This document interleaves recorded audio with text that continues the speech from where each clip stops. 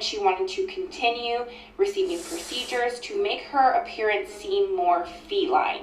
Jocelyn believed that her looking more feline would please her husband, as he had a really big love for large cats. The couple also had a pet lynx together, and they both believed that the lynx had the most beautiful eyes, and she used the lynx as her inspiration for how she wanted to look. What's up, YouTube? Welcome back to my channel. How you guys doing? Hopefully you guys are doing all right, man. If you guys are brand new to my channel, you guys don't know what we do, man, let me fill you in. We break down scary and creepy videos on the net, on the web, from YouTube videos to TikTok videos, IG reels, Facebook, anything weird, usual, and unexplained, you can find right here on this channel. Just want to thank my supporters, man, who's tapping into the channel, watching the video entirely, hitting that post notification bell, man, and hitting that like button on each and every single video I drop. Really appreciate the support. Found this video for you guys today. Let's do what we do best, seekers. Let's seek the truth. Backstory. So we left off where Katie moved back in with her adoptive parents following the release bond after the incest charges, and she told Stephen that she did not want to continue this father-daughter incest relationship. Stephen's attorney maintained that the relationship with him and Katie was consensual. He asserted that Stephen was head over heels in love with his daughter, and that outweighed the fact that they were biologically related. On April 11, 2018, Stephen murdered his 7-month-old child Bennett, and he was believed to have been suffocated to death. The next day, Katie and Anthony Fusco traveled from New York to Connecticut to visit with Katie's grandmother. Stephen knew that this was a regular routine for Katie, so he followed their vehicle. He murdered them with an Arrow assault-type rifle, which is similar to an AR-15. Stephen then called his mother and confessed to her that he had killed Katie, Anthony, and Bennett. He then unalived himself by self-inflicted gunshot wound in New York. Stephen's mother called the police, and they found Bennett dead in Stephen's home. Bystanders reported shots fired in New Milford, and authorities found Katie and Anthony's bodies in the car. The 3 victims were buried in St. Charles Cemetery in New York. After the killing, Stephen's attorney maintained that nobody could have ever predicted that these killings would happen, and that he never showed any signs of turning to violence. And that's the end of the story, but let me know what you guys think in the comments. That was definitely a pretty wild one. Dark and tragic case. I actually show you this picture because this story is true. This is the police sketch of who has been named as the Cape Intruder. All of this dates back to 2005 in Cape Elizabeth, Maine, where there was a person who looks like this, who was reportedly breaking into people's homes and watching them sleep. Like, people described that they would wake up, right, in the early mornings, and the first thing they would see was this man standing in their room, and the second they saw him, he would just bolt, like, run out of the house. He never killed anybody, he never stole anything, he just, like watched people. And the last recorded break-in was around February 2006, when he suddenly seemed to stop, and they never caught this guy. What's ironic and kind of disturbing about the photo is that he is a watcher, and it almost feels like when you're looking at it, he's watching you. And as always, if you're loving Creep Time, make sure to go follow on Insta. Could you guys imagine just waking up and seeing somebody like stare at you? That would be one of the most bizarre things I ever saw. It's creepy and eerie, bro. And they never caught him. He just likes to stare at people sleep. Nah, that's some stalkerish behavior. We have to check that out. You won't believe this little boy actually exists. This boy, Nanyo Sweet from China, was born with glowing eyes. People were curious why his eyes glow blue, so they ran a test on him. They put him in pitch black with cards and a note, and he read them perfectly. Ooh. His eyes seem to have a genetic ability of cats and other nocturnal animals. Scientists have been a little skeptical, but people say he can see in full darkness perfectly, like a superhero. This is the story. What the hell? So he got a genetic mutation that lets him allow him to see in the dark? First speaking recorded human powers? Well, or we just evolving? What do you guys think on that one? Of the woman who walked in on her own funeral. In 2015, an Australian woman named Noella Racondo was coaxed over the phone by her husband into leaving her hotel room. But when she left, she was met with 2 men who kidnapped her and were hired to kill her. But almost immediately, the 2 men are starting to humanize her. They're asking her questions about her life. They're asking her why her husband put a hit on her. Somehow, she convinces them just to keep the money and to set her free. Meanwhile, days have already passed, and the husband's told everybody that she died in some tragic accident and he's going to be holding a funeral service. But she had details on that service. So following the funeral, everybody convenes over over to the reception to continue mourning. That is until she walks through the front door. The entire room is stunned, and the husband was in such disbelief, he thought he was hallucinating. Everything comes out, he's arrested, he confesses, and the rare story of her revenge return is one that Australia remembered. You're not gonna believe what this woman caught on her camera.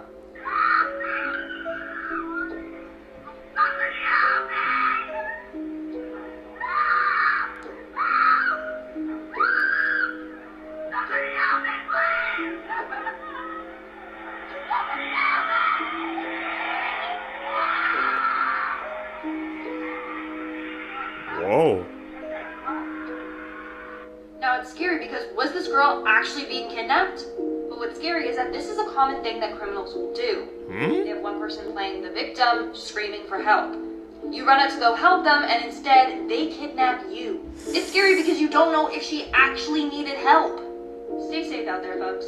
They faking This that is now? the disappearance of Cher Horowitz. Viewer discretion is totally advised. Cher Horowitz was a virgin who couldn't drive, and she disappeared on February 8th, 1995 outside of Los Angeles, California. Last seen at a Val party playing Suck and Blow. She was last seen being offered a ride by friend Elton and was never seen again. Police searched Sun Valley and could only come up with one clue. A liquor store employee alleged that they saw a young blonde being held up at Pew Pew Point. What happened next may astound you. The woman apparently refused to do what the Pew Pew man wanted because she was wearing an Alaya, which is like a totally important designer. Not having much to go off of, police were at a dead end, which left them totally bugging. And to this day, this case remains a bigger disaster than Malibu. So what do you think happened to Cher? Does Cher's arch nemesis, Amber, have something to do with it? Who from far away was okay, but up close was a total disaster? Maybe she ran off to marry her brother, and maybe somewhere where it's more acceptable, like Kentucky, or anywhere north of Sunset Boulevard. Why was some cheap hair extension in the back of Murray's car? Dee does not wear polyester hair, unlike some people she knows like Shawana. Or was it something else? As if. Is that based off a show or movie or something like that? That's the vibe I was getting. The world's worst job, otherwise known as Shein or Sheen, however you pronounce it. Ooh. Hi, my name is Ethan, and let's get right into this. Recently, I've heard a lot of rumors about how bad the Shein workers are treated each day, and honestly, nothing could have prepared me for what I learned.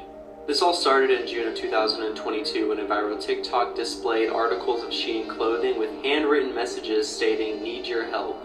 According to Brightly.eco, they state that the average Shein worker works 7 days a week in 18-hour shifts. They even found that some of the workers were seen washing their own hair while they were at work just to keep up with their personal hygiene. Not only do they work a lot, but they also make a base salary of $556 a month to make 500 articles of clothing each day. Let me know what you guys think. That's criminal, bro. They doing all that work and getting paid that little with the work conditions, man. Goes to show you how we have to appreciate like the shirts and pants and things we wear because people be going through, I guess, hell making these for us. Need better working conditions. These girls were in a carnival game. The strange thing is that there were only 3. Although from people who appear in the video. Wait. The girl in the back never existed. Whoa. What the hell? Is that an edit or is that real Seekers?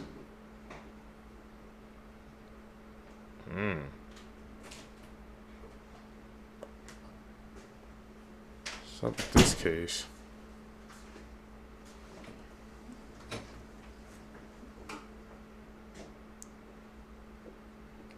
Did they do it? Like she went missing or something, man. And you hear a mysterious recording of a baby crying or a child calling for help, lock your door. I have like 5 minutes to do my makeup. So more and more people in Pittsburgh are complaining about hearing babies crying outside of their windows at night, as was the case with Olivia Bennington last week. Her sister claimed that Olivia would wake up every night at 3 a.m. claiming that there was a baby wailing outside of her window. But her sister never heard anything and honestly felt like Olivia was going crazy. Then one day, Olivia's sister came home to find Olivia packing an overnight bag. Olivia said she had to leave. There was something outside of her window tormenting her. If it wasn't a baby, then she had no idea what it was, but it felt like it was something evil. Olivia couldn't stop her sister from leaving. And she's the 5th person this month to go missing after having similar complaints. So what do you guys think happened, Seekers?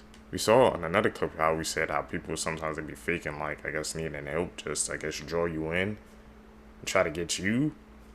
It's like, man, you can't even be trying to genuinely actually trying to help people now because they trying to turn it around and try to kidnap you. This world, man.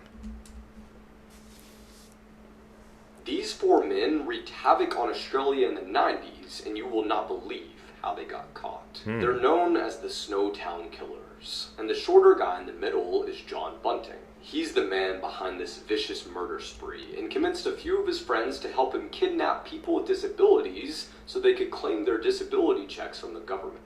John loved to torture these people while playing recordings of his previous victims screaming for help. He would even stare into the eyes of his victims while one of the other men strangled them. He would tell them to stop just before they died, letting them recover briefly before repeating the process over again. Eventually, John would just murder them and pack their bodies into plastic barrels which he would store in an abandoned bank. However, he had no sense of smell, and the stench of the barrels was so bad that neighbors reported him, which led to his eventual capture. John Bunting was then taken to court where he received 11 consecutive life sentences. Yes, that's a really good point. Scary So if you look at this image here, this is her. She was 16 a couple years ago when she was on the Dr. Phil show. And in the bottom, that was her when she was staying with the Barnetts, if I'm not mistaken. She was around 6. I mean, there's a huge distinction in the age here and how she's grown. Let's play a clip of the Dr. Phil episode and a couple things that she was saying. And she never lied about her age. They claim that they did bone scans and all that. I don't remember going to a bone scan. I remember going to a bone scan in Michigan. And the bone scan in Michigan said she was 14. The other thing that I also question is, like, they have been living with Natalia for about 8 years now, this family. Wouldn't they have noticed the aggression and all of that the last family was claiming? Now, I will say one of the things that I guess was a good question that Dr. Phil asked is how was it that she was able to stay by herself in an apartment by herself for so long? I mean, that is a tough thing, but like if there are children who have been left out in the wild and have survived and been raised by wild animals, or neglected children that have been left abandoned for several days and months, I don't know. I feel like some things can be unfortunately possible. Oh. That was an insane case with This twists and is turns. Jocelyn Wildenstein. Some of you may know her as Catwoman. That is what tabloids in the US like to refer to her as. Huh? Jocelyn was born in Switzerland in the 1940s. She had a very normal middle-class upbringing. She had no kind of extravagant wealth of any kind. In fact, her father worked at a struggling sporting goods store while she was growing up. But at the age of 17, Jocelyn's very humble life would turn into something that was much, much more extravagant. Jocelyn began dating a Swiss film producer, and the two eventually ended up moving to Paris together. Their relationship eventually ended up fizzling out, and Jocelyn began dating a European film producer. Jocelyn and this European filmmaker were in a relationship for a total of 5 years, and they spent the majority of their relationship exploring Africa together. Jocelyn often would describe Africa as a paradise on earth.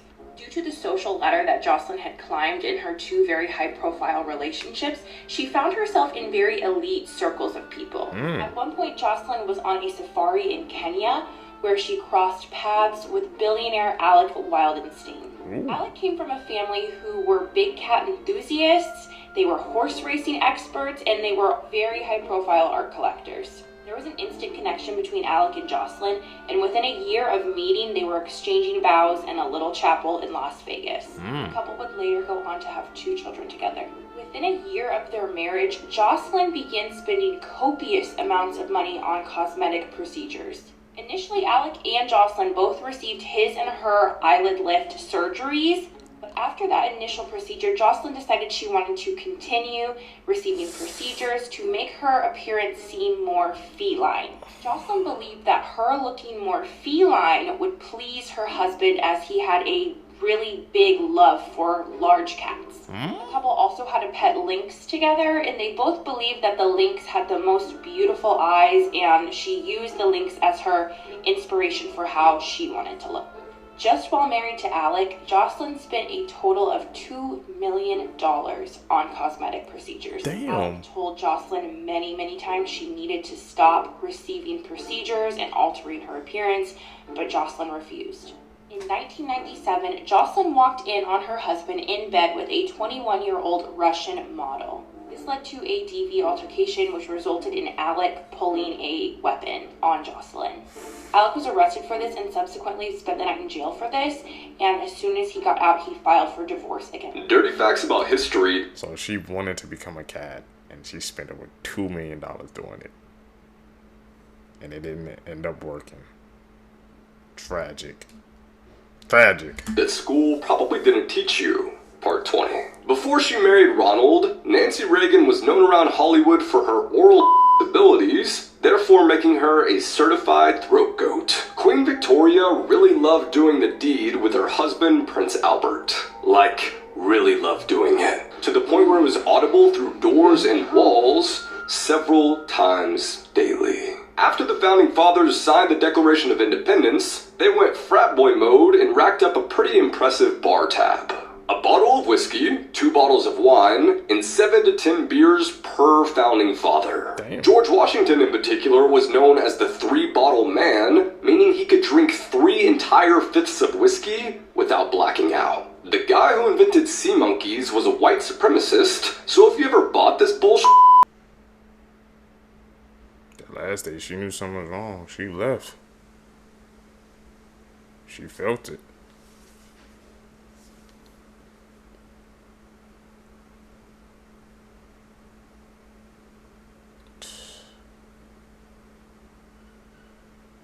Tragic ass case.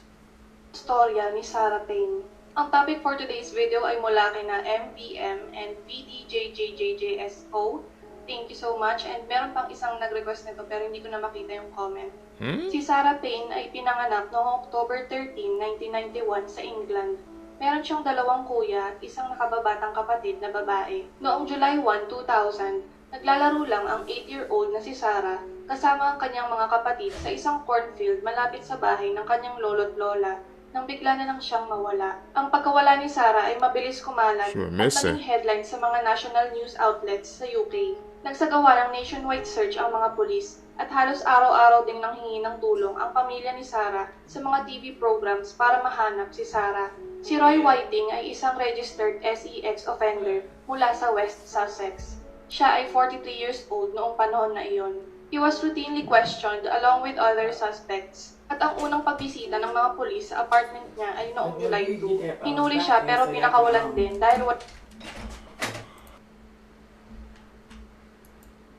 walang sapat na ebidensya at tanging resibo lang ng gasolina ang nakita nila sa kanyang van. July 17 nang may matagpuan na isang katawan sa isang field 15 miles away o 24 kilometers mula sa lugar kung saan huling nakita si Sarah.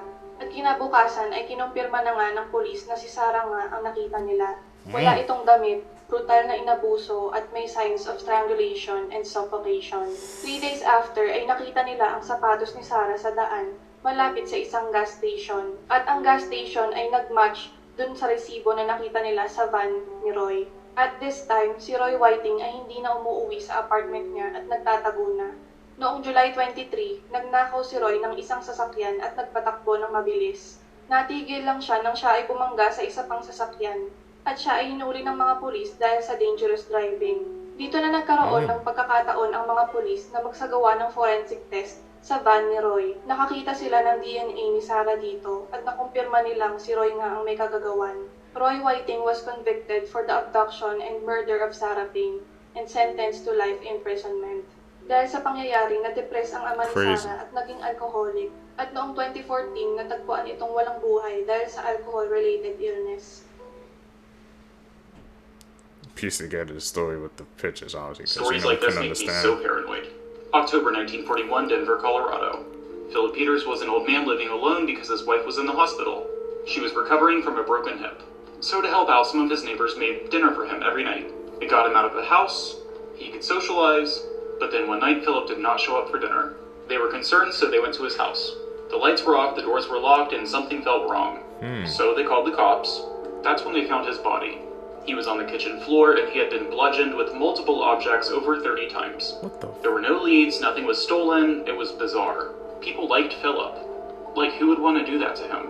So in February of 1942, Mrs. Peters was finally discharged from the hospital. She got to go home, and I can't imagine how she felt about that, but anyway.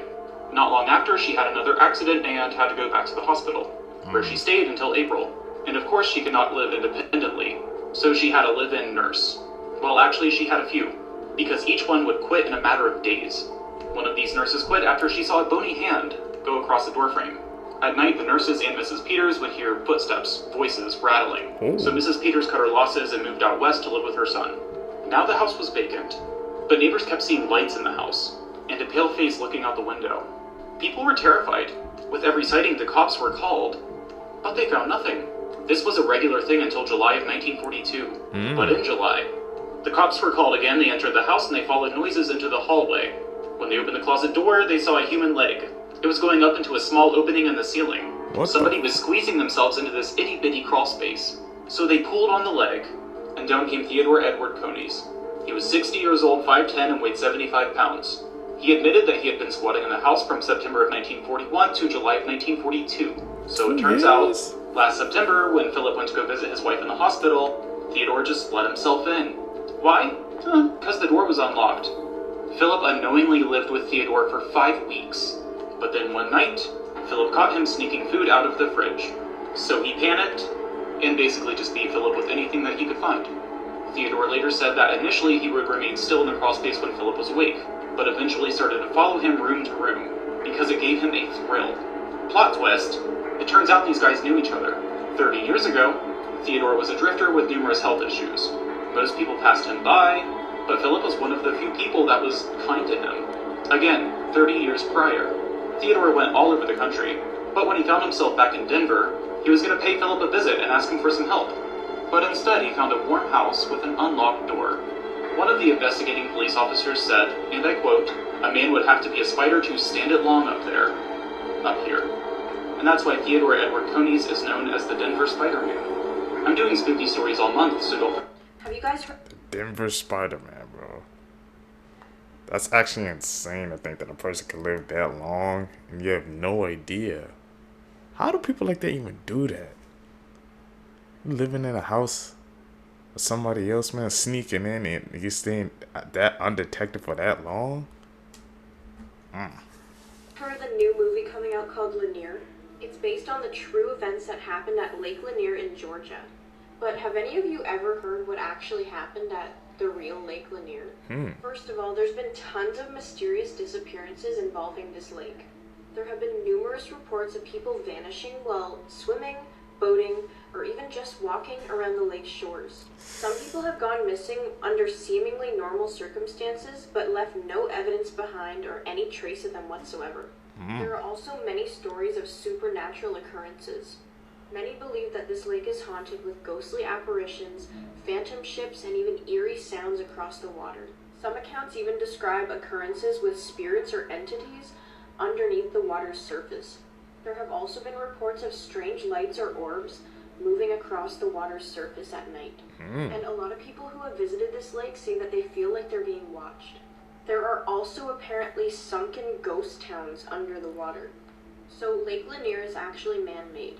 And when it was created, several towns and communities were submerged under the water. And the remnants of these towns and communities can actually still be found under its waters. A lot of people have reported feeling an extreme sense of unease while exploring these underwater ruins. Lake Lanier also has a long history of accidents and tragedies. Numerous drownings, boat collisions, and fatal injuries have happened at this lake. This movie sounds like it's going to be a creepy one. Have any of you ever heard any more stories about Lake Lanier? And if so, please comment them. People keep going there. It's like they testing fate, bro. It's like bad energy over in that area. But they keep going, man. Guess to test it to put some limits. Not me. Seekers, if you guys stay with me to the end, you're a true seeker, seeking the truth. I really appreciate the support, man. Like I said, guys, make sure you guys hit that like button, subscribe to the channel, hit that post notification bells, man. Do daily uploads, so I really appreciate the support. Follow me on my socials down below, man. Like I said, guys, we're gonna grow, we're gonna take off, we're gonna explode in this algorithm. So I really appreciate the support. Thank you for joining me on my journey. I'm out. Peace, YouTube. What's up, YouTube? Welcome back to the channel. How you guys doing? Hopefully you guys are doing all right, man. If you guys are brand new to the channel, man, we break down scary and creepy videos on the net, on the web, from YouTube videos to TikTok videos, IG reels, Facebook videos, man. Anything weird, usual, and unexplained, you can find right here on this channel. Just want to thank you guys for the support who's been tapping into the channel, subscribing, hitting that post notification bell, hitting that like button, man. I really appreciate the support. It allows me to put back into the channel. And yeah, that's what we do best, seekers. Let's seek the truth. What we got today? This is why you should fear for your life if you buy or sell items on Facebook Marketplace. 56-year-old Denise Williams of Johnstown, Pennsylvania, wanted to buy a refrigerator for her boyfriend. She found one listed on Facebook Marketplace. The seller was 26-year-old Joshua Gorgon. Denise went to his apartment alone to check out the fridge, but never came out. On Monday, she was reported missing by her family, and police were able to track her using her phone and information from a Facebook account. She was found dead from multiple stab wounds at Joshua's apartment. Joshua was arrested and charged with criminal homicide. When he was interviewed by Cambria County detectives, he admitted to stabbing Williams to death with a kitchen knife following an argument over the cost of the refrigerator. The mystery of Kate Yup is... That right there, man, is exactly what. If you guys gonna meet up somebody to buy something like online from Marketplace or something like that, always make sure it's in a public area. Never meet them at their house or a location of their choosing, man. You have to do it in a public meetup, a public setting, because you never know what can happen, man. Like you said, they were disputing over the price, and look what that turned out. Never go to a person's place, man. Especially if you're buying something online. No.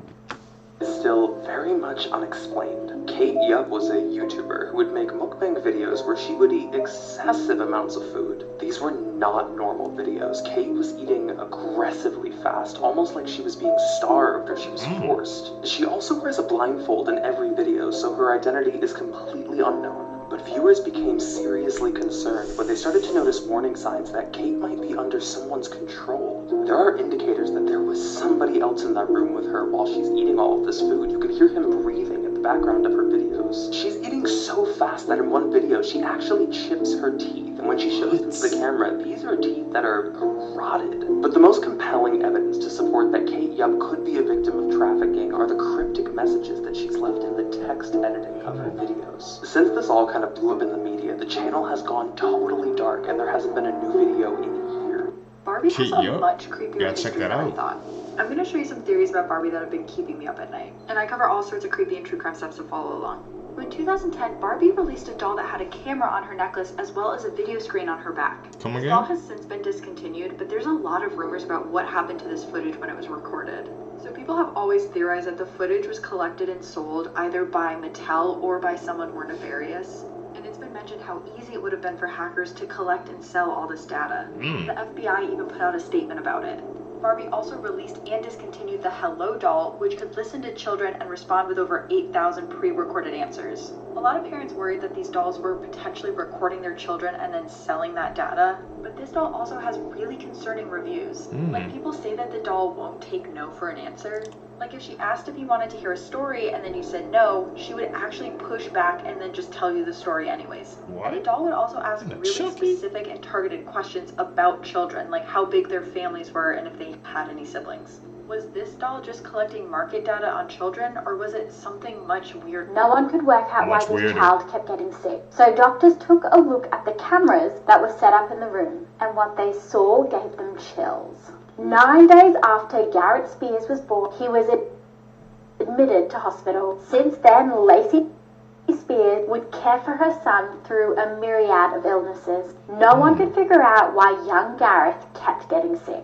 Lacey, the dutiful single mother, would document his illnesses online. She created an online blog where she would chronicle her struggles and document her struggles to find a cure for whatever illness Garrett had. In 2014, Gareth, age 5, was rushed to hospital. Doctors again couldn't quite work out what made him sick, but they were able to treat his symptoms and he made a full recovery. Doctors were gearing up to discharge him. However, within a few short hours, Gareth took a turn for the worst, and without warning, he sadly passed away. The hospital staff were devastated, but very confused as to what had happened. So they did a blood test, and that's where they found something very disturbing. Garrett had deadly levels of sodium in his blood. He had been suffering from sodium poisoning, which meant someone was poisoning him. So when hooked up to certain machines in the hospital, there are cameras. They took a look at those cameras, and they saw what was happening. His mother, Lacey, had been poisoning him with sea salt. Lacey was arrested. She was diagnosed with Munchausen syndrome by proxy, and she was sentenced to 25 years. My name's Harves, and I tell 17 Crime Story. For more, remember to follow. Just for some clout? People have to be better, man. When clout comes into the picture, they just lose all sense of morality. Never fails, man. Clout is one of the most dangerous drugs there's out there nowadays. Yo, and shoot Geoward in the back 12 times, killing him instantly. With her son-in-law's body on the kitchen floor, Cynthia went on with her birthday celebrations, first going to a local cafe for breakfast, then to a casino, and finally to her favorite coffee shop, where she was brought into questioning by police. And what followed is an interrogation that would make anyone's blood curdle. Come here.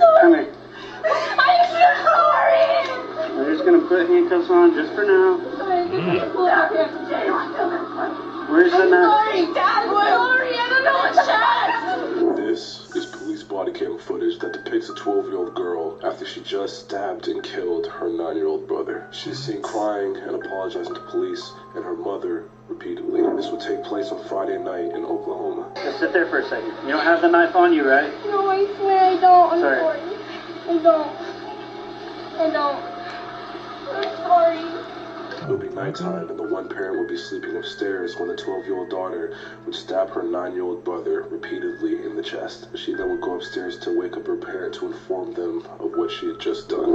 I went upstairs in my room and I threw it out the window and it's behind the apartment right here. You threw it where? I threw it out my window upstairs. Not right there. It's the room. It's the other room. It's right behind the apartment. This apartment right here. The young girl will be taken into custody and is currently being held at the Family Center for Juvenile Justice. The hell made me do that?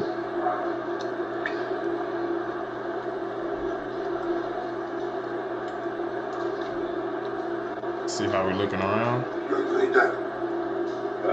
Yeah.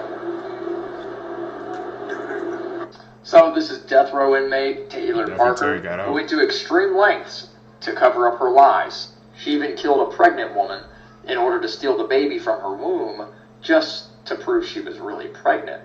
So picture here we have Taylor and her boyfriend Wade, and what appears to be a baby bump. What later is found out is just an actual prosthetic baby bump, not a real one. She was covering up this entire time, pretending to be pregnant so that Wade would not leave her. Now, she couldn't have gotten pregnant because she had a hysterectomy several years earlier, but Wade was unaware of this. Well, that's where Reagan comes into play, because Reagan actually was pregnant around the same time that Taylor said she was pregnant. And she knew Reagan because she had been a photographer at Reagan's wedding. Now, Taylor's perpetrating this lie the entire time. So even holding a gender reveal party and going to ultrasound, sending fake images to her boyfriend. He never gets to go into the doctor's office. She keeps telling him, oh, sorry, it's COVID. You're not allowed to go back there. So he begins to grow a little suspicious of the whole thing, especially after when the day she was supposed to be induced, his house catches on fire and a bomb threat at the hospital they were supposed to be induced at occurs.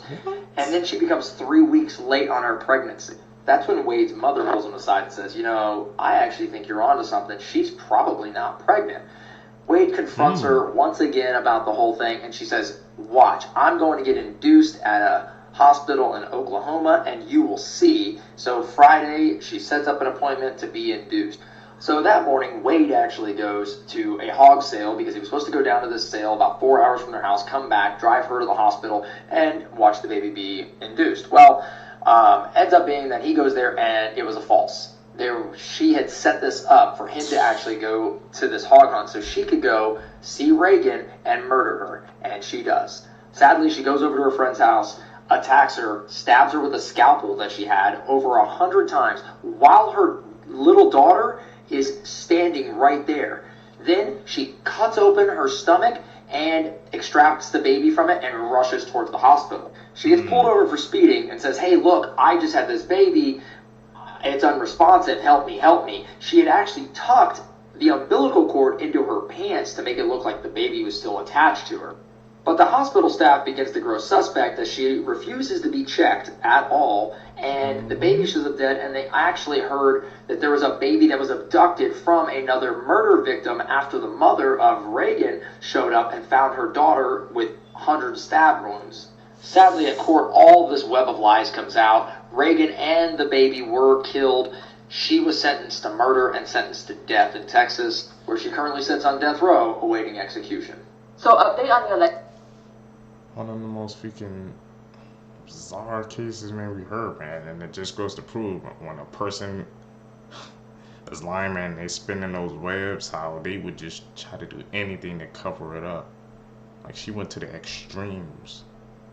That's because, like I said, the boyfriend and boyfriend moms were catching on that, hey, like, you probably not pregnant. Like, you's on to something.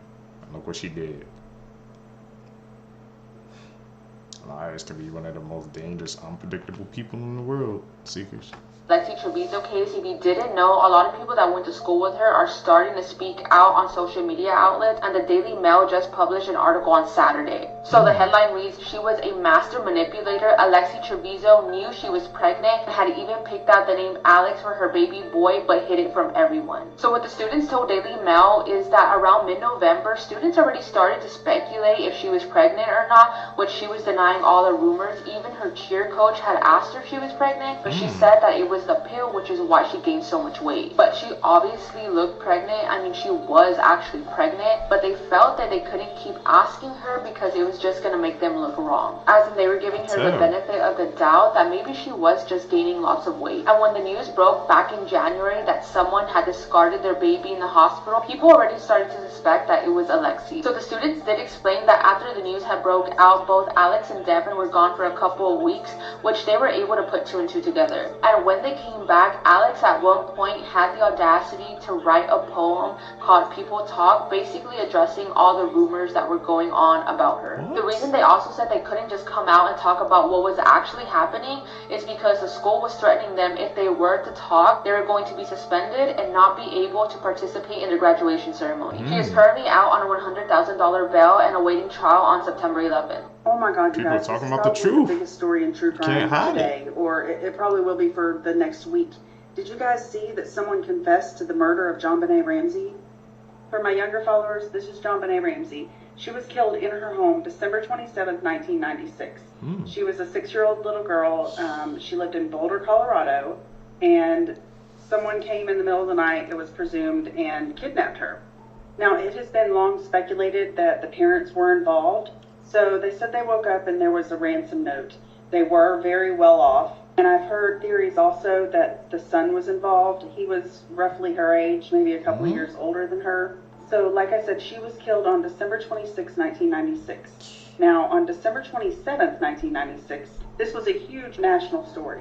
Now, before the story became known as widely as it was, the Boulder police received a tip that someone had gotten a phone call from a friend that he hadn't spoken to in years, saying that he was scared. He hurt a little girl in Boulder, Colorado.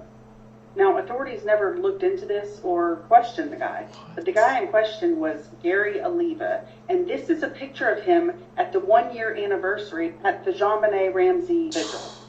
This was a picture taken by a private investigator hired by John Ramsey, which was JonBenet's father. He gave them this information and they never looked into it further. Wow. So again, like all my videos, what is going on with the justice system in this country? So they never looked into it, never questioned this guy, but 4 years later, in 2000, this guy was arrested with relating to CSA. I can't really say it on TikTok, but you get the idea. He was arrested in 2000, at which point he wrote more letters, confession letters, to this friend that lived in California. Okay, so fast forward to 2016, this guy gets arrested yet again, and cops find pictures of JonBenet on his phone, and the CSA charges that he was being arrested for multiple times, and the multiple tips from this guy that he had called and said, I'm scared, I hurt this girl, were never looked into. What? Again? Today we're going to be talking about a murderer and a serial The rapist system. by the name of Mr. Cruel, who a few decades ago was Australia's most wanted and was also known as the boogeyman of Australia. So according to various sketches, this is what Mr. Cruel looked like. And between 1987 and 1991, he broke into 3 homes of 3 Australian parents, and then he would bound the parents and take their daughters. On the morning of August 22nd, 1987, a masked man broke into a quiet home in the suburbs in Melbourne, Australia. He forced both parents onto their stomachs and then bound them. And then he locked them in a closet as he proceeded to rape their 11-year-old daughter. He cut the phone lines and then he left after assaulting the daughter. When the police first heard about this case, they were trying to figure out what happened and asked the parents. The parents then said that the attacker came into their house with a gun and a knife and tied them in knots which can only be known by sailors. So this gave the police a hint as to who he could be. But because he was wearing a mask, he was unable to be identified. The little girl who was attacked then told the police that he had made a phone call and told the person on the phone call to move their children and also called him a bozo. But when the police looked into it, they found no record of any phone call. This was just something that Mr. Cruel did to throw the police off his case. He was doing this to purposely confuse investigators, and that's when he went for his second victim, Sharon Wills, who was 10 years old. Just days after Christmas in 1988, John Wills, his wife, and their 4 daughters were asleep. And this house was a couple of miles away from where the first crime took place. Wearing dark blue overalls and a dark ski mask, Mr. Cruel came back. He held a gun to the father's head, and just like the previous crime, rolled the parents onto the stomachs and bound them and gagged them. He knew Sharon Wills' name and woke her up. He then blindfolded her, gagged her, and took her away, and fled the house with some of her clothing the next morning. By the time the father got help, it was too late. Mr. Cruel was gone and so was Sharon Wills. But 18 hours later, a woman stumbled upon her. She was dressed in a green garbage bag, standing on the street a quarter after midnight. Because she was blindfolded throughout the assault, she couldn't give much information to the police. But Mr. Cruel made sure to wash her body and cut her fingernails and floss her teeth, so there was no forensic evidence available. He then told her that he was the boogeyman. But this was just the beginning of Mr. Cruel's attacks. He then proceeded to attack another girl and murder and attack one more. Running out of time, so I'm gonna have to make a part 2, but make sure you check it out. This is one of the most high-profile pedophiles in Hollywood, Jeffrey Jones. You might recognize Jeffrey from a number of movies he's been in, like Ferris Bueller's Day Off, The Hunt for Red October, and Beetlejuice. It's highly ironic to me that in a lot of the movies he was in, Jeffrey Jones played the villain, and he ended up being one in real life. So after his career flourished in the late 80s and 90s, let's fast forward to 2002. That year, Jeffrey was arrested for the possession of CP, if you know what I'm talking about, and he was accused by a 17-year-old boy of soliciting him to take nude photos. These charges get even more disturbing when you realize that the young boy who accused Jeffrey of soliciting him to take nude photographs was 14 when the charges were originally brought up and the accusations were made. Jeffrey pleaded no contest to the solicitation. He openly admitted that he had done this horrible thing. But once again, because of legal loopholes, because he admitted to this and pled no contest, that meant that the other CP charges were completely dropped. No way. And what happened to Jeffrey after all this? Well, he got 5 years probation. He also had to go through counseling and register as a sex offender. And yes, if you're wondering, to this day he is still registered as a sex offender. You can find the records of all of this online. But it seems like Jeffrey didn't want to be known as a sex offender throughout his life. for the rest of his life, and he would end up being arrested twice for failing to update his sex offender registration. And in 2006, when working on the set of the movie Who's Your Caddy?, the community of Aiken, South Carolina, where the film was being filmed, complained to the government and complained that a sex offender was on set. This was due to the fact that families had been invited to visit the set with their children, and they had no idea that there was a predator lurking amongst the crew. Right to know. To this day, a lot of people don't know what this guy has done, and even Justin Bieber posted a photo with him a couple years back, and a lot of people were obviously a little mad about that. And I think it's important to realize that these people are everywhere. They're your friends, your family, your neighbors. They're even celebrities. And at the end of the day, even the people that you look up to and have seen a million times on the silver screen could be the worst people you've ever met in real life. If you like these types of stories, give me a follow or listen to my wife and I's podcast, Murder in America. Like you said, man, it seems like it's always somebody in Hollywood or famous in that realm that has that problem, man. Y'all know the beef that's going on with freaking Jake and Kendrick Lamar right now. You know what Kendrick said, how he's been dropping disses and about hinting about certain stuff. It's like it's crazy. It's a rampant problem in Hollywood, man. Or when it involves famous people, we don't know if it's true now. It's not confirmed, but it's just crazy how it's always like someone in that realm or something like that. That's just something to think about.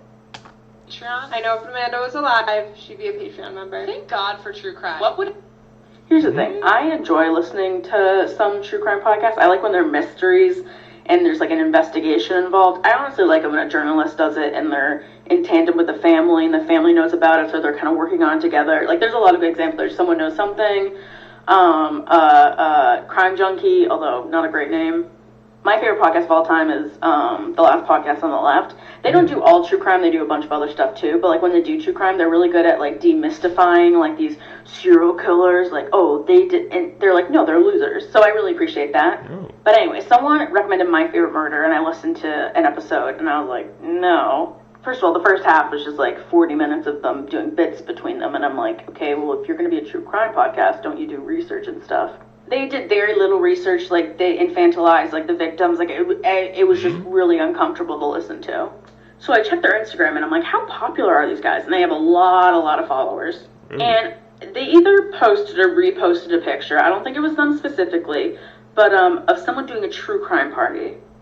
And in my head I'm like, no, there's no way they're doing like actual victims of crimes. Like they're probably doing like movie things or like Sherlock Holmes, I don't know. No, it was actual cases of actual people, and they came dressed up. And one of them was dressed up as a pageant queen, like a toddlers and tiaras kind of person. Like the full pageant, like the crown and everything. Because she was impersonating a girl named JonBenet Ramsey who was murdered in 1997, who was 6. And they, like, reposted it. Like, at what point of delusion are you doing that? Like, that's genuinely disgusting. And they're really popular. Guys, again, I would just be, like, considerate of your consumption. Like, there are a lot of, like, true crime podcasts that, like, work very closely with victims and, like, raise a lot of money. Like, Crime Junkie, like, started a project where they actually identified 2 unidentified people because they raised enough donations to get the DNA testing for them, which was like, oh, it was amazing. I was like, oh, okay, you're doing something. Not doing bits and not dressing as like a child victim for a party. And Last Podcast on the Left does a lot of like alien episodes and Bigfoot episodes. Those are my favorite. That's actually insane. Truly, that's one of the first time I heard about it. A true crime party where they dress up as the... Who even thought of that idea? Who even thought, hey, let's have a true crime party and we dress up as the victims? Knowing what they went through, y'all know the story, the background behind it, and y'all throwing a party, dressing up as them. Like, they don't think how that could like affect the family members and stuff like that. Like, what happens if somebody found out, I guess, in their family man, that they're having a party and they're dressing up as a victim? That's not funny. That's not even a great idea or fun idea. Who the hell even thought that up, man? People nowadays, bro, I'm trying to tell you, they don't think before they act, before they do things like this, man. It's crazy. The things people do, man. As a form of entertainment, we gotta be better. Everybody, man. All around. You guys, if you guys stay with me to the end of the video, you're a true seeker seeking the truth. I greatly appreciate the support, guys. Like I said, if you guys subscribe to the channel, hit that post notification bell, hit that like button, man. We're growing. I greatly appreciate the support, man. Like I said, I know we can grow our community, the seekers, into something special. I just need you guys' help to follow those 3 simple steps, man. We're golden. Like I said, man, we've been daily uploading, man, every single day, man. I'm planning to do the same thing this month. Hopefully, I want you guys to stick with me through the journey. Like I said, I've been trying to upgrade the channels. Like I said, tell me also down below if you guys like my new reacting style, man. As you guys can see, I'm pausing way less. I'm trying to limit it to 2 or 3 pauses, maybe throughout like the whole video, and just save my thoughts until after and kind of speak on it. I'll really only pause like through the video if it's like really important, if it's something I really have to get off my chest. But tell me if you guys like this new style. I'm trying to bring the best entertainment for you guys also, man. Like I said, send me videos you guys want to react to. If you guys, I know y'all been saying y'all don't want to see the same thing. So if you guys can send me the videos, that's why I say follow me on my social medias, because you guys send me the videos, I can put them, I can like compile the clips into the next video. So I need you guys to follow my social medias as well. I'm out. Peace, seekers. What's up, YouTube? Welcome back to my channel. How you guys doing? Hopefully you guys are doing all right, man. If you guys are brand new to the channel, you guys don't know what we do. We break down scary and creepy videos on the net, on the web, from YouTube videos to TikTok videos, IG videos, Facebook, anything weird, usual, and unexplained you can find right here on this channel. Just want to thank my supporters, man, who's tapping into the channel, watching the video entirely, hitting that post notification bell, man, hitting that like button on each and every single video I drop. I really appreciate your support. Found this video for you guys today. Let's do what we do best, seekers. Let's seek the truth. Here are some things you didn't know about farts. Deep sea divers are unable to fart due to the water pressure. The stomach cannot form any gas bubbles, so we can rest easy that nobody farted on the ocean gate and hotboxed everyone in there. This is also why the opposite is true on airplanes. The air pressure makes gas expand and then escape, so farts increase up to 30% while in the air. Herrings communicate by farting through a process called fart, which stands for fast repetitive tick. They expel bubbles out of their butt, which makes a high-pitched pop that only other herrings can hear. The Yanomami people in Venezuela and Brazil greet each other by farting. The part of the fart that makes it smell is hydrogen sulfide, which is just 1% of the average fart. You can actually measure how bad your fart really is. Researchers have developed a fart meter that is an electric sensor that can measure the level of hydrogen sulfide after you fart. Maggots have been used to help heal open wounds for centuries, and scientists have now discovered a compound in maggot farts that help kill bacteria. The average person farts 14 times a day, which comes out to about 105 billion farts worldwide every day, which adds up to about 55 billion gallons of human farts added to the atmosphere. That's insane facts about farts. What the hell, man? Like I said, tap in with us, bro. You're gonna learn some interesting facts. I didn't even know farts. There was that many farts in the damn world. Looking photos that have a disturbing backstory. The girl in this photo was arrested for torturing and killing animals. She filmed herself doing it and even posted it online. She hanged her dogs by their collars, nailed them to walls, and even shot them with an airsoft gun. She would then cut them open and rip out their internal organs. This sweet-looking little girl is Jeannie, also known as the Wild Child, who spent the first 13 years of her life chained to a chair, and this photo was taken moments after she'd just been rescued. This normal-looking scenic painting features the ocean with the night sky. However, it was painted by Adolf Hitler, whose dream in life was to become an artist. However, he failed the entrance exam to art school and ultimately gave up. This photo of Richard Hickok and Perry Smith shows 2 murders after hearing that they'd been sentenced to death. They murdered a family of 4 and planned to rob them, but they found nothing worth stealing except for a mere $50. The girl on the left is wearing a wire. The girl on the right has no idea. Together they stabbed one of their friends to death, and the girl on the left confessed to the police and is now cooperating with them. Besides the pixelation, this looks like a couple getting married surrounded by their loved ones. However, all the children in this photo were horribly physically and mentally abused until a couple of them managed to escape.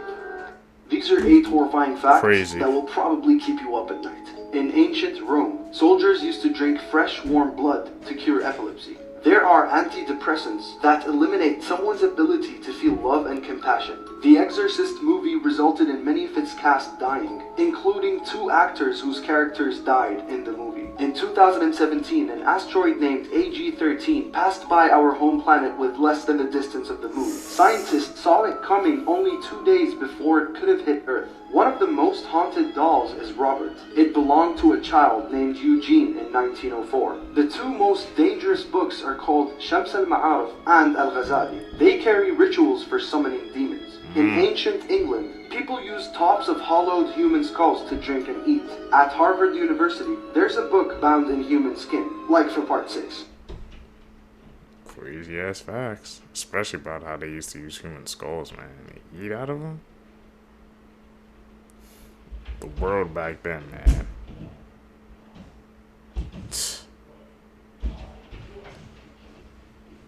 Weird facts about the human body that I bet you didn't know. Your fingernails grow 4 times faster than your toenails. Children have more taste buds than adults do. Humans are the only animals who shed tear when they are sad. Babies are born with 300 bones, but adults have 206. Every day a human makes half a quart of spit. The smallest bone in your body is in your ear. Boys are more colorblind than girls. We already knew that. Eyelashes last 150 days. Your blood has the same amount of salt as the ocean does. The heart circulates blood through your body 1,000 times a day. A sneeze blows air out of your nose at 100 miles an hour. Did you know that you are taller in the morning than you are at night? 1 in a billion coincidences. A man in New Jersey bought a $5 bottle of orange juice back in 2018. But the moment he got home, his wife told him to go back to the store and return it because it was too expensive. He went back to the store and decided to buy 2 Powerball tickets with the refunded money. And the next day, he ended up winning the $300 million jackpot. This guy caught the exact same fish 2 months after already catching it. Harry John Patch was the last surviving soldier from World War I. He died at the age of 111 years, 1 month, 1 week, and 1 day. Tom Cruise divorced all 3 of his ex-wives the year they turned 33, and each is 11 years younger than the last. The first person to ever die during the construction of the Hoover Dam was this man named J.J. Thomas, who died on December 20th, 1922. On the same exact day, 14 years later, the last person died. And that man was J.J.'s son, Patrick. Damn, that is like some weird coincidences, bro. You know, like how things have to line up in the universe or something to like happen like that. Especially about the thing about the Powerball, man. Like one simple like choice can change the course of your life, man. Crazy to think about, Seekers.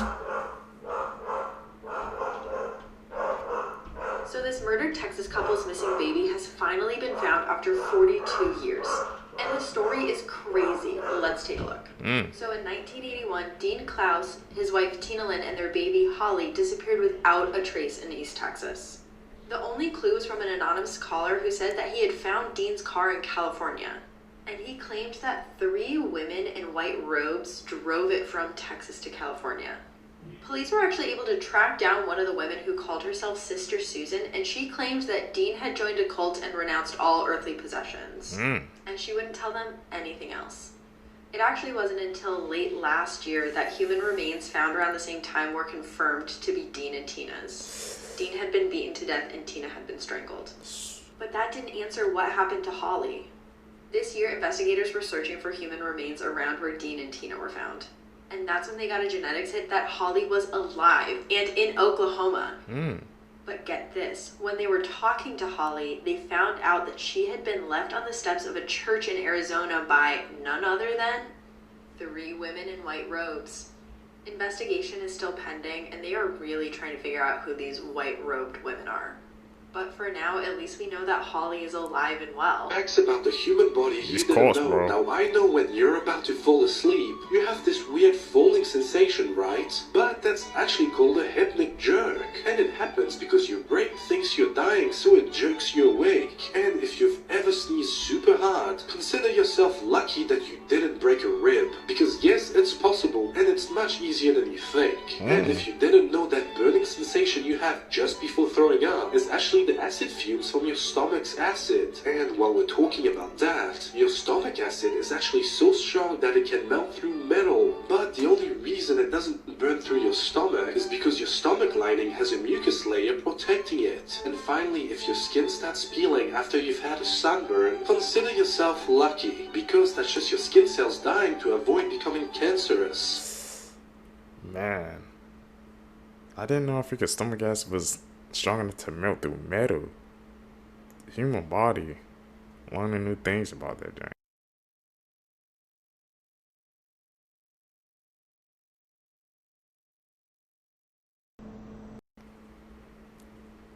Morbid Facts, Part 27. The Scold's Bridle was a device used to publicly humiliate women until the 19th century. On the inside, the device had a metal plate that would press down on the tongue and prevent the wearer from speaking. It was placed on women who were said to be troublesome to keep them quiet and prevent them from gossiping. In 2007, a man from Florida woke up in the middle of the night with a severe headache. After he drove to the hospital, doctors found a bullet in his head. It turned out his wife had attempted to murder him in his sleep by shooting him in the head. Ever since she was a little girl, Jewel Shuping wanted to be blind. So in 2006, she poured drain cleaner into her eyes and fully blinded herself. She says she's now happier than ever after fulfilling her lifelong wish. What the? That has to be one of the most bizarre cases we've seen yet. Has to be like top 5. She wanted to be blind and she just did that. I couldn't imagine being like I said, thankful for my sight every day, Seekers, because that's one of my worst fears, actually, not being able to see. Damn, she went through it with it too. Just when I thought I heard about all the worst cults in history, this one had to come and blow them out of the water. This is Colonia Dignidad. They were a German torture cult hiding out in the Chilean wilderness after World War II, aka Yazis. And to show you how terrible they were, let me tell you a story. That's a quick reminder, if you want more info, you can check out the podcast. The leader of this cult was a known child abuser, and he wanted more Chilean boys to be brought to him. So he started a hospital in the community and used it as a trafficking system to get more children. One day, a young Chilean boy choked and was rushed to the hospital. And right when he got there, a nurse scooped him up, brought him to a room, and saved his life. But later that day, his sister arrived and asked a nurse when she could pick him up to take him home. And the nurse responded that they needed to monitor him for a few more days, which is pretty suspect in a choking case. So a few days later, she comes back and she's like, okay, can I get my brother? And the nurse tells her that he's not there anymore. And this is because the hospital had lawyers on staff that were drafting up adoption paperwork when young boys would come in. The cult was able to legally adopt boys in the community without the parents' consent, and the parents had not enough money to do anything about it. There are so many more stories about this place, and I had never heard of it before, so make sure you check out this week's episode for more info. You don't know the dark truth behind Peppa Pig. Hello, I'm Peppa, and this is my story. I was never a healthy child. My mum struggled with addictions that started before I was born, which gave me several birth defects. I was born with both eyes on one side of my face. I couldn't walk or do almost anything for myself. My dad hated me for it. He blamed me for him never being able to do anything in his life besides taking care of me. He hid me in the house and never let me leave. He thought it was only fair that I didn't get to have a life either. He became very mentally ill after being in the house with me. For several years. One day he snapped and wanted to make me normal. He tried to make an eye hole for me on the correct side of my face. That night I passed, and he didn't tell anyone what happened. After 6 months of my brother Georgie and my mum asking what happened to me, he snapped again. He took himself and both of them to the afterlife with me. These are random laws in the world that you probably didn't know about. In Denmark, when you have a baby, you have to name it within the 33,000 government-approved names. Meaning, you can't name your baby whatever you want. In Utah, you are not allowed to throw fecal matter at anyone. Why is it only illegal in Utah? Why? In France, it is illegal to drive without a breathalyzer in your glove box. They introduced this in 2012 in hopes of reducing the amount of drunk drivers. I love this law. They should have this literally everywhere. In Oshawa, Ontario, you can be fined up to $250 if you climb a tree without a climbing permit. What? $250 to climb a tree. In Russia, it is illegal to drive a dirty car. They need to be able to see your license plate. I completely agree with this one. In the UK, according to their 1986 Salmon Act, it is illegal to hold a salmon in a suspicious manner. I don't know what to... In a sus matter? What the heck? Like I said, there's some weird laws all around the world. I didn't even know that about Denmark. You can't name your baby whatever you want. It has to be approved. That capped a fact, man. We're going to have to check up on these facts. These laws, man. They sound so ridiculous that it doesn't even sound real. But knowing how the world is today, I believe it. At it. Call them out like we see them, Seekers. Scary facts that will make your skin crawl. BT.3.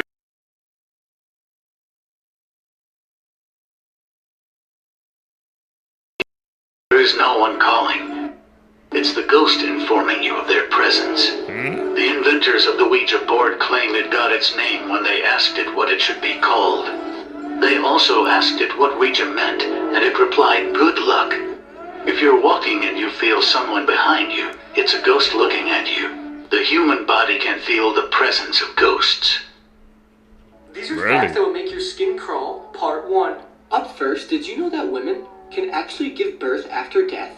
It's extremely rare, but it's called coffin birth. Up next, everybody has definitely heard of the 5-second rule and probably applied it in your life at least once. But did you know in those 5 seconds, minor insects can still crawl on your food after you drop it on the floor, pick it up, and then eat it?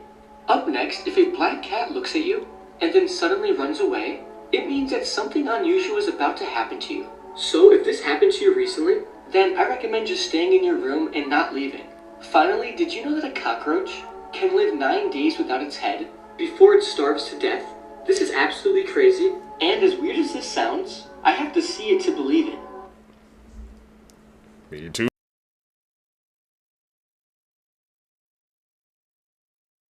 Like a chicken before lived like a day without its head. So maybe it's not that far-fetched. Check those out, my older videos, those older clips we saw together. You're gonna learn. In 2021, the scientific community made a remarkable discovery. The world's first preserved dinosaur butthole that scientists describe as perfect and unique. The fossil is over 100 million years old, and at first scientists thought that it was just any other old fossil until they got a closer look and realized that the hole was incredibly well preserved. British paleobiologist Jacob Vinther had the pleasure of discovering this unique find. Scientists say that this dinosaur bum will help us determine if birds evolved from dinosaurs, and they found some interesting facts about the cloacal vent, which is the scientific name for the dinosaur butthole. They found that the hole had multiple functions, and it was used for peeing, pooping, breeding, and egg laying. And the vent is also so well preserved that they can even see 2 small bulges inside, which may be a scent gland used during mating process. The booty fossil belongs to the Psittacosaurus, which looks kind of like a Triceratops, but is the size of about a Labrador Retriever, which really just wants me to have a pet dinosaur the size of a dog. Like, how awesome would that be? Oh, and the cherry on top is they even found fossilized dinosaur poop stuck inside. If you like dinosaur booty, follow. Facts that you probably didn't know until now. A lot of us are used to taking flights that last anywhere from 2 to 6 hours, but did you know that the shortest flight in the world only lasts 57 seconds? A Logan Air flight between Scottish Islands Westray and Papa Westray only lasts 57 seconds and travels a distance of 1.7 miles. Like, bitch, I could run that. Another fun fact is one about elephants. Did you know not only do they hear out of their ears, but they can also hear out of their feet? Typically, to hear normal distances, elephants will open their ears like that and scan back and forth to hear. But to help them hear noises that are far away, they'll freeze, lean on their front legs, and that's how they hear. And lastly, we all know and love Pringles. Who doesn't love a good Pringle? The man responsible for creating the iconic Pringles can is named Frederick Bauer, but that's not the fun fact. The fun fact is that when he passed away, it was his dying wish that his remains be put in a Pringles can. His children honored the wish.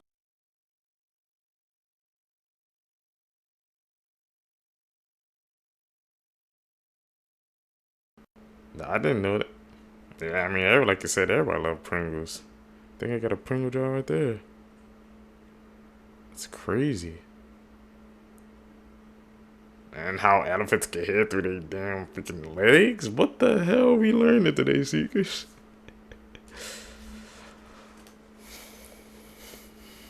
I mean, through their legs, yeah. Where's the sky, man? It is. Like I said, if y'all see any other secrets, man, comment down below, because I might miss some, and we help each other out. Things you never knew. The last one is crazy. If you knew your mom wasn't home, but you heard somebody at your door with her voice, would you answer? Nope.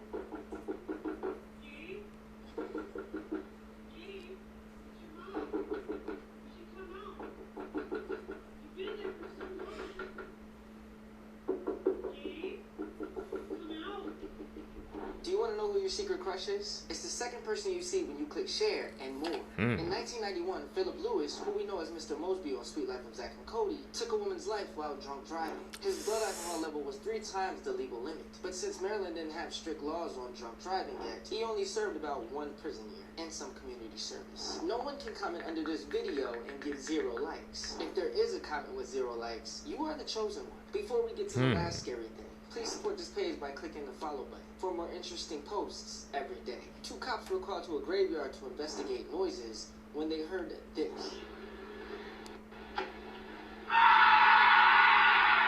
He said, hell no. Yeah, comment below what you think that was. One of the biggest I don't know what that was shrieking. 2023 was that missing teen Alicia Navarro reappeared in Montana. Alicia was missing for almost 5 years after she left home one night in 2019. Her family and the community searched relentlessly for her for the last 4 years. But in July 2023, she reappeared, showing up at a police station in Montana and asking to be taken off the missing persons list. Here's an overview of her story. 14-year-old Alicia was a sweet young girl who loved to spend time in online gaming forums such as Minecraft and Discord. In 2019, she began acting a little bit differently than she always had. When she was younger, Alicia had been diagnosed with high-functioning autism, so for most of her life, she thrived from routine.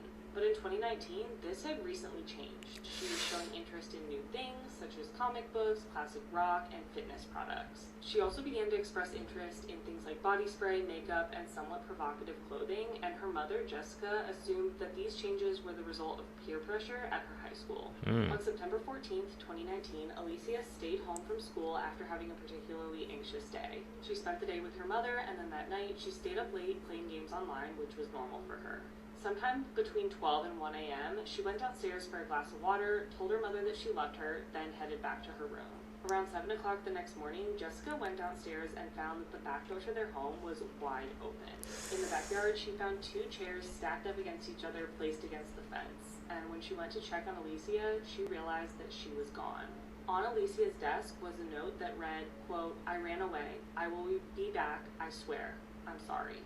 Jessica immediately reported her daughter missing to police, and she knew that she was particularly vulnerable and was likely manipulated to sneak out. A silver alert was issued for Alicia, and the case gained national attention, but unfortunately, it led nowhere. While Alicia had taken several of her belongings, she also left behind things like chargers, indicating that she was planning to come back.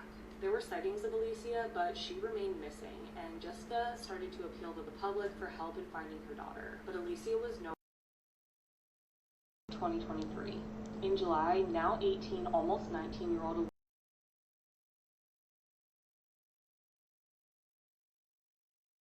and asked for help getting off a missing juvenile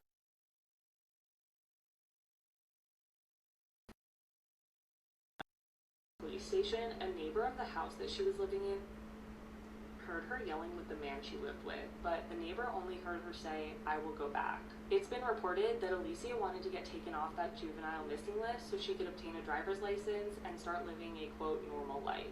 The man she was living with was questioned, but he was released with no charges, and authorities reported that by all accounts, Alicia seemed to be safe and that she had left willingly. Go to part 2. Can't believe she was found after all that time. Hope good.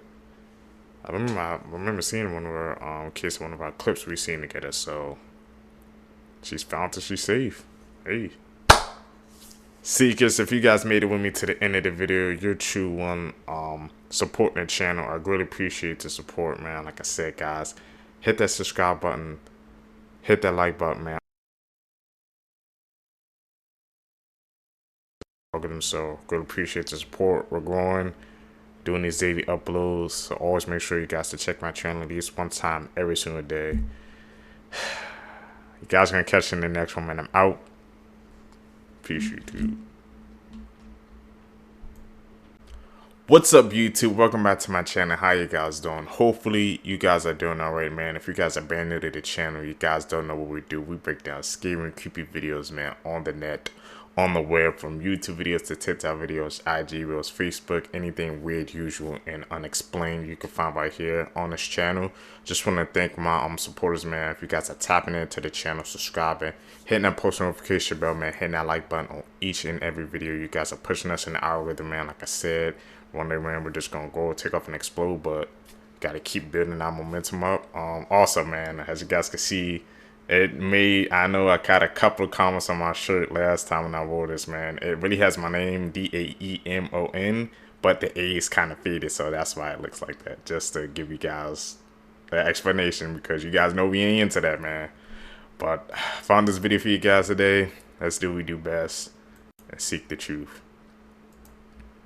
Married by this person who he thought was a woman. In 2023, this 26-year-old Indonesian man named AK met Adinda Kansa on Instagram, where they hit it off and eventually met in person and started a relationship. Throughout their relationship, Adinda wore a hijab that covered her head, her face, except for her eyes because of her religion. A year later, they got married and had a very small ceremony with only AK's family attending, and Adinda's family was not there because she said that her entire family had passed away. After they tied the knot, AK became extremely suspicious of his new wife because she constantly avoided any intimacy and was always making excuses. But also, AK said that Adinda was wearing her hijab at home at all times, so at this point he knew that she was hiding something. He then began searching for any information he could find on his wife, and that's when he found her old address, and when he went to go visit that home, he found her parents, which she said were dead. The parents told AK that Adinda is actually a man, and they had no idea that they got married. Adinda was arrested, and after an investigation was done, it was determined that he intended to marry AK so that he can steal his family's assets. Adinda was charged with fraud, and if convicted, he faces up to 4 years in prison. Whatever you do. You guys think that should be the fate for all catfishes out there, man? Because that's basically what it was. We're going to call a spade for a spade. That was a catfish. Like, how the hell, but how did he let it go that far, man? He got married to him and he didn't even know? That's mind-blowing, man. If you're going out with somebody, man, you got to do your research nowadays. That's crazy. You never go searching for this video. These 5 friends were forced to kill each other by the Mexican cartel. These 5 young, aged from 19 to 22, were looking for some sort of employment, and they were promised a high-paying job at a call center. But when the alleged contact was taking them to meet the people for the job, it actually turned out to be a whole scheme to recruit them to the Mexican cartel. And when all 5 of these boys said they didn't want to join, the cartel then said okay and tied them up, taped their mouth and took a picture, and then recorded one of the friends killing all the other 4 friends. And after that, they put the 5th one, who just killed all of his friends, into a car and set it on fire.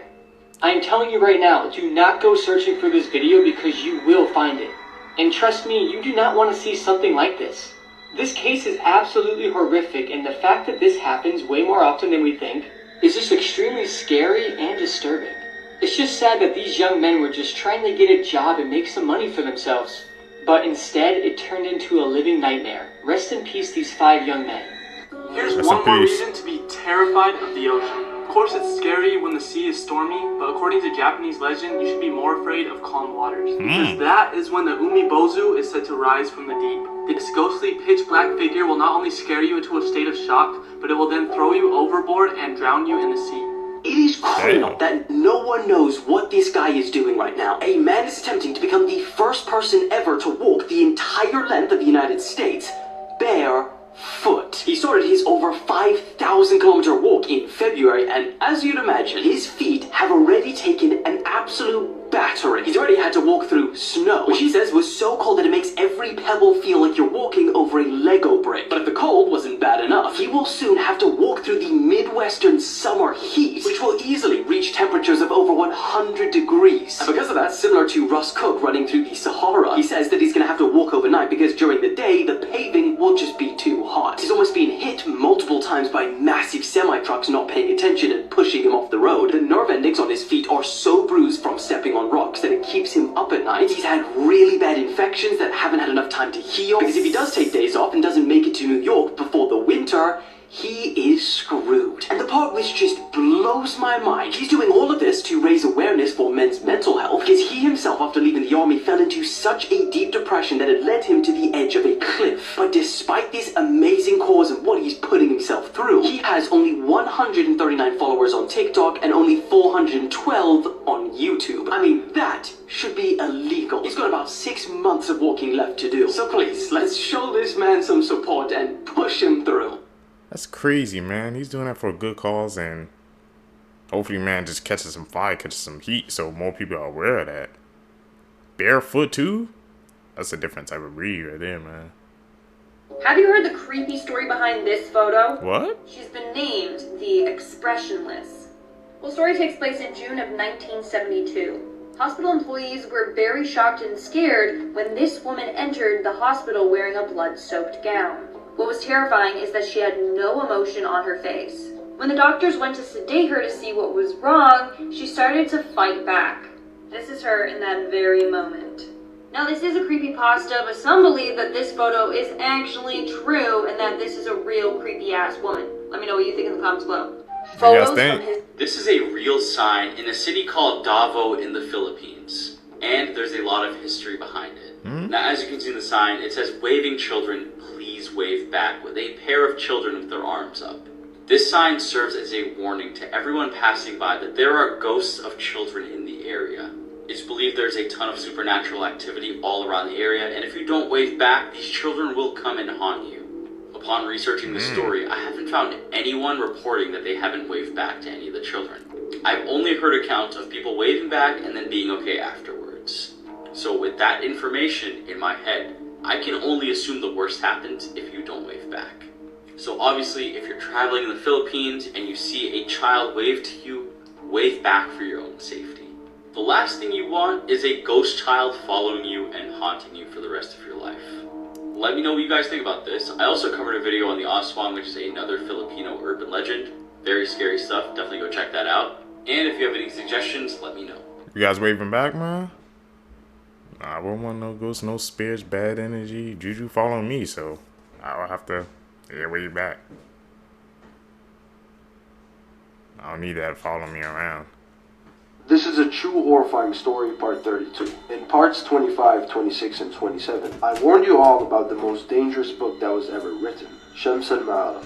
This book is a portal to the world of jinns and demons. There's a person that read this book, and this person faces traumatic incidents every single day. She's a woman from Jordan. She graduated university being the top graded student. She is a genius. She has read hundreds of novels. She had a strong passion for books. She heard about this book called Shams al-Ma'arif. She couldn't live knowing that there's a book that has a strong story behind it without reading it. After many months of trying to find the real copy of this book, she heard about an old man that lives in Jordan that had an ancient copy of Shams al-Ma'arif. She got in touch with him, and he refused to sell the book, but she didn't quit. It took her many weeks to finally buy the book off of him. She goes back home and immediately starts reading the book. After she read the first few chapters of the book, she felt kind of hungry, so she decided to go to the kitchen and prepare some food and then continue reading. As she goes into the kitchen, she opens the oven and a gale of fire burns her face. She spent 3 weeks in the burn unit rehabilitation. The oven was switched off. No one knows till this day where the flames came from. She had multiple plastic surgeries to recover her facial features, but till this day, her face is not what it used to be. After recovery, she goes home weeks later and she looks for the book, knowing that the jinn was the reason she was harmed. She tried to find the book for many days, but it was lost. Years go by. She was home watching TV one day. She came across an Islamic channel that had a live interview program. An old man was being interviewed on this channel. He was asked by the imams about the dangers of a black magic book that he owns. His body was very unusual and his face was burned off.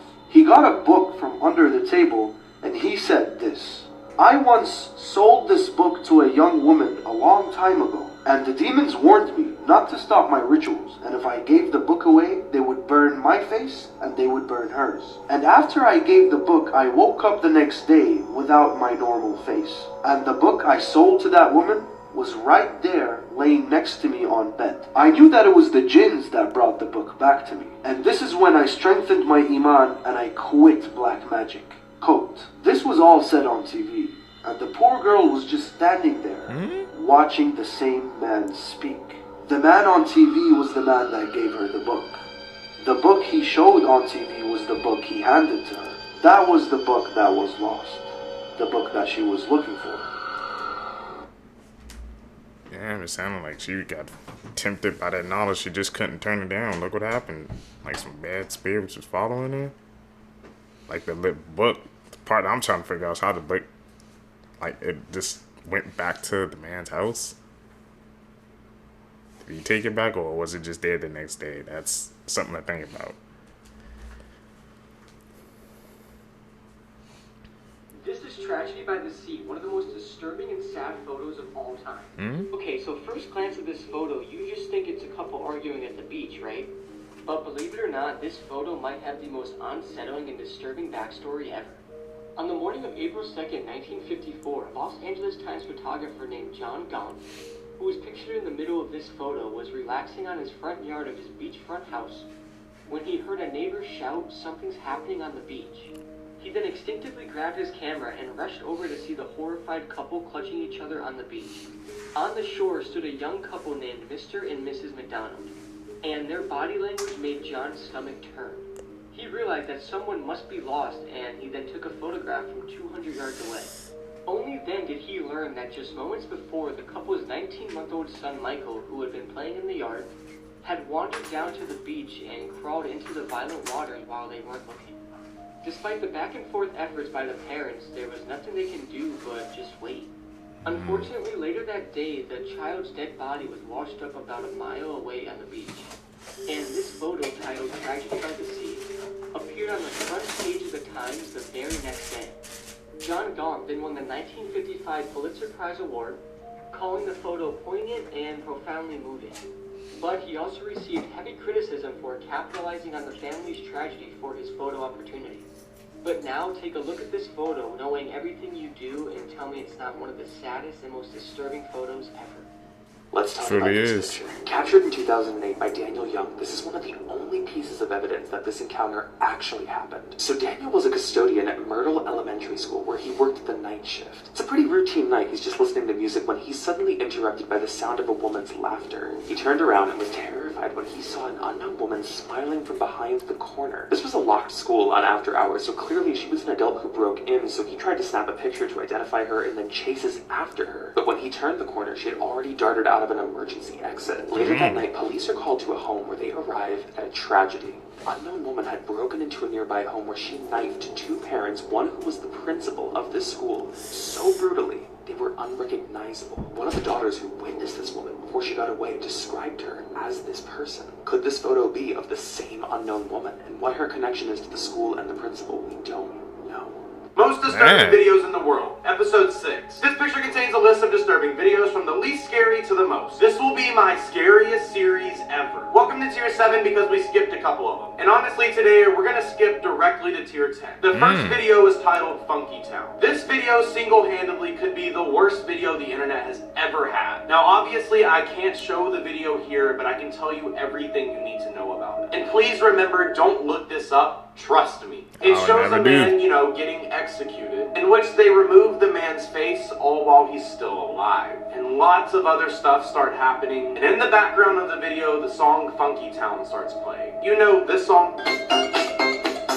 Yeah, that one. Make sure to like and follow, because I start my brand new series tomorrow. Those videos, man, where they always have to like break it down and explain, it's always chilling, man. And I take them at their word. I never looked it up because I don't need that in my mind. But the way they break it down with the details, especially about Sebastian on Tank 22, we know, man. Crazy how people can even do that to another human being.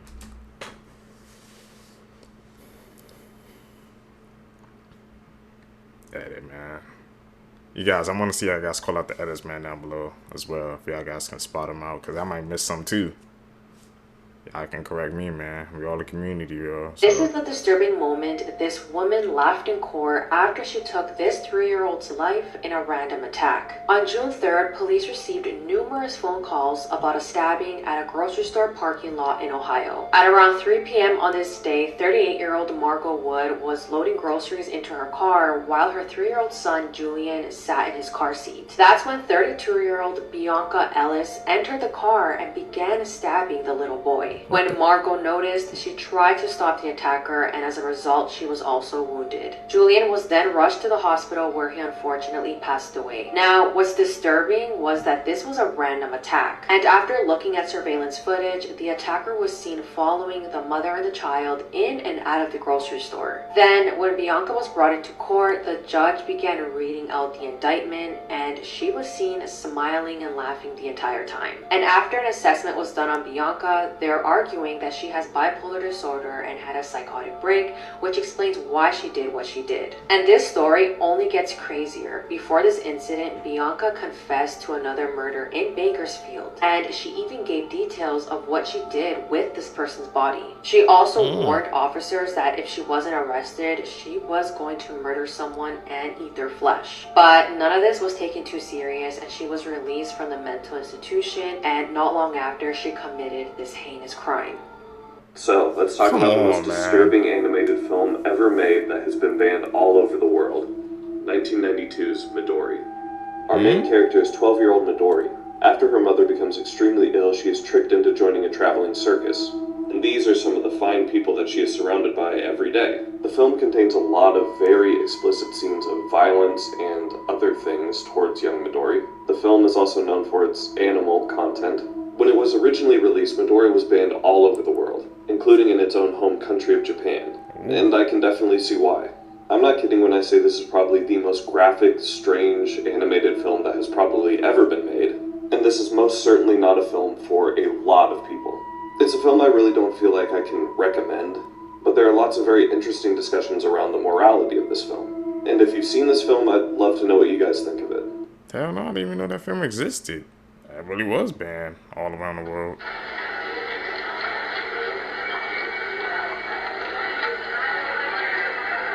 The man you just saw walking in that video was pedophile Jeffrey Doucette. Jeffrey was a 25-year-old karate instructor. Jeffrey gave karate lessons to young boys, and it's assumed that he did this to gain access to children because he was a pedophile. Now, at some point along the way, Jeffrey met the son of a man named Gary Plauché. Gary was a very protective father who loved his son dearly.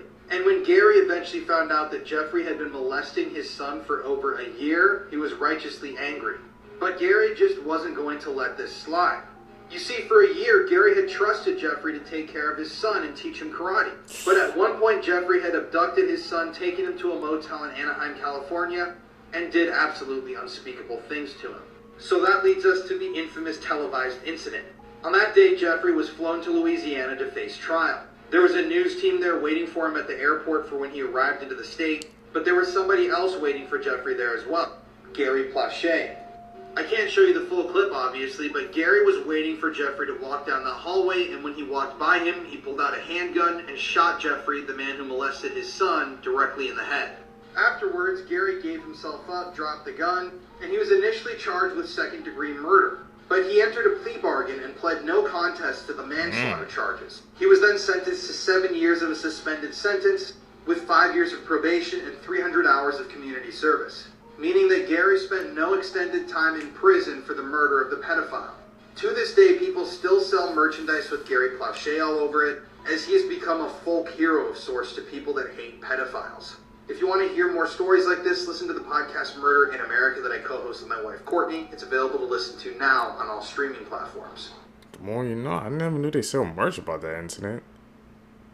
I guess he was a hero in some people's eyes, man, because you know we don't condone that over here, but that's an insane story.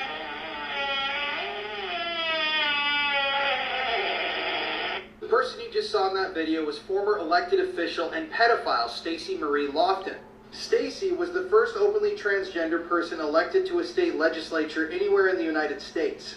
And people at the time in New Hampshire who elected Stacy thought that this was extremely radical. They were proud that they were inclusive and that they were giving power to an underrepresented population. However, Stacy would go on to do some terrible things. Because you see, in 2023, Stacy would be arrested and charged with possession of CP or CSAM.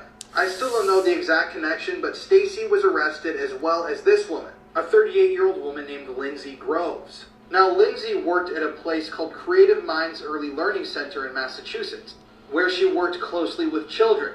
And apparently, Lindsay would use the bathroom breaks during the children's school day to take photographs of them. Photographs of them in compromising positions with no clothing on. Lindsay would then send these photos to the person she was in a relationship with, and I guess somehow some of those photos ended up in Stacy's possession. Now, I don't know what happened to Stacy after all of this, but I do know that it was reported that Stacy went to a prison for men.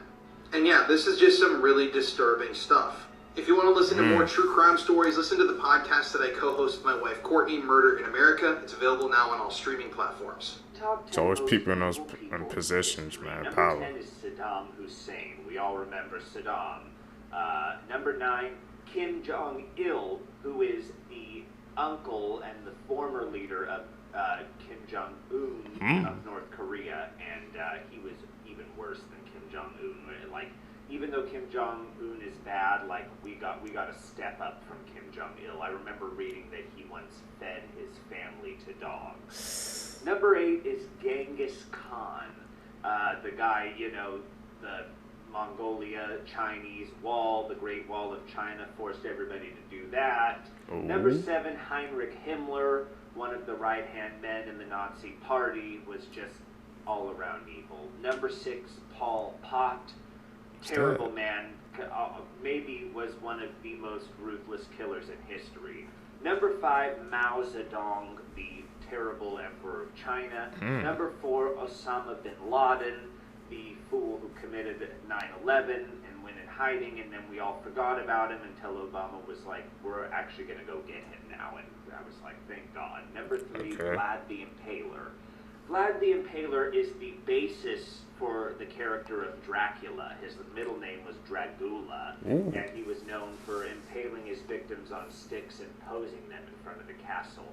Number 2, Joseph Stalin, who was the leader of Russia during World War II, and he was basically one of the most ruthless killers as well. He had concentration camps for the Russians that didn't support him, and millions of people died under him. If you like this list and want more lists about other nonsense, follow me. Leave me a comment with the most evil person in history in your book. Also follow my Instagram and fiance Samantha, who I've tagged. Number 1, I can't even say his name on TikTok, but we all know who it is. Evil Austrian mustache man. Think twice before you answer the door on Halloween night. On Halloween night in 1984, a pregnant mom named Doreen Herbert heard the doorbell ring. She opened the door to find someone in a wolf mask holding a machete. This was like a scene straight out of a horror movie, and she was viciously slaughtered in front of her 4-year-old daughter. Special attention had been made to harm the fetus as well, and it was found under this chair. Luckily, when the attack started, her daughter hid behind the couch, and then the man in the wolf mask paced around the house looking for her.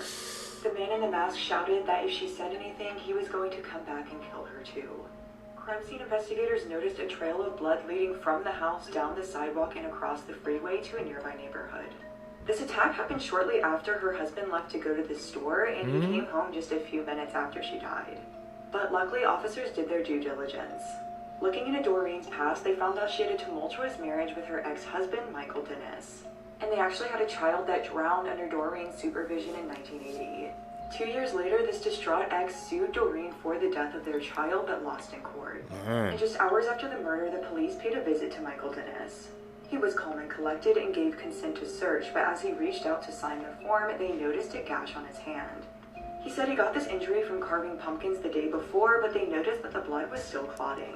He began to walk detectives up towards his bedroom and lunged towards the bed. And they were luckily able to tackle him before he grabbed his revolver.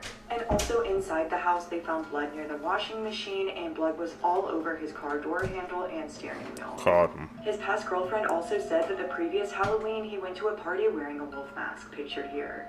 Michael Dennis was charged for the death of Doreen and her unborn child. And due to the brutality, he was actually given the death penalty. Michael Dennis had never moved on and hated Doreen for finding love and having another. And I have to say, if you've lost a child, Halloween is probably a really difficult day to look outside and see kids running around everywhere. But that does not excuse his actions.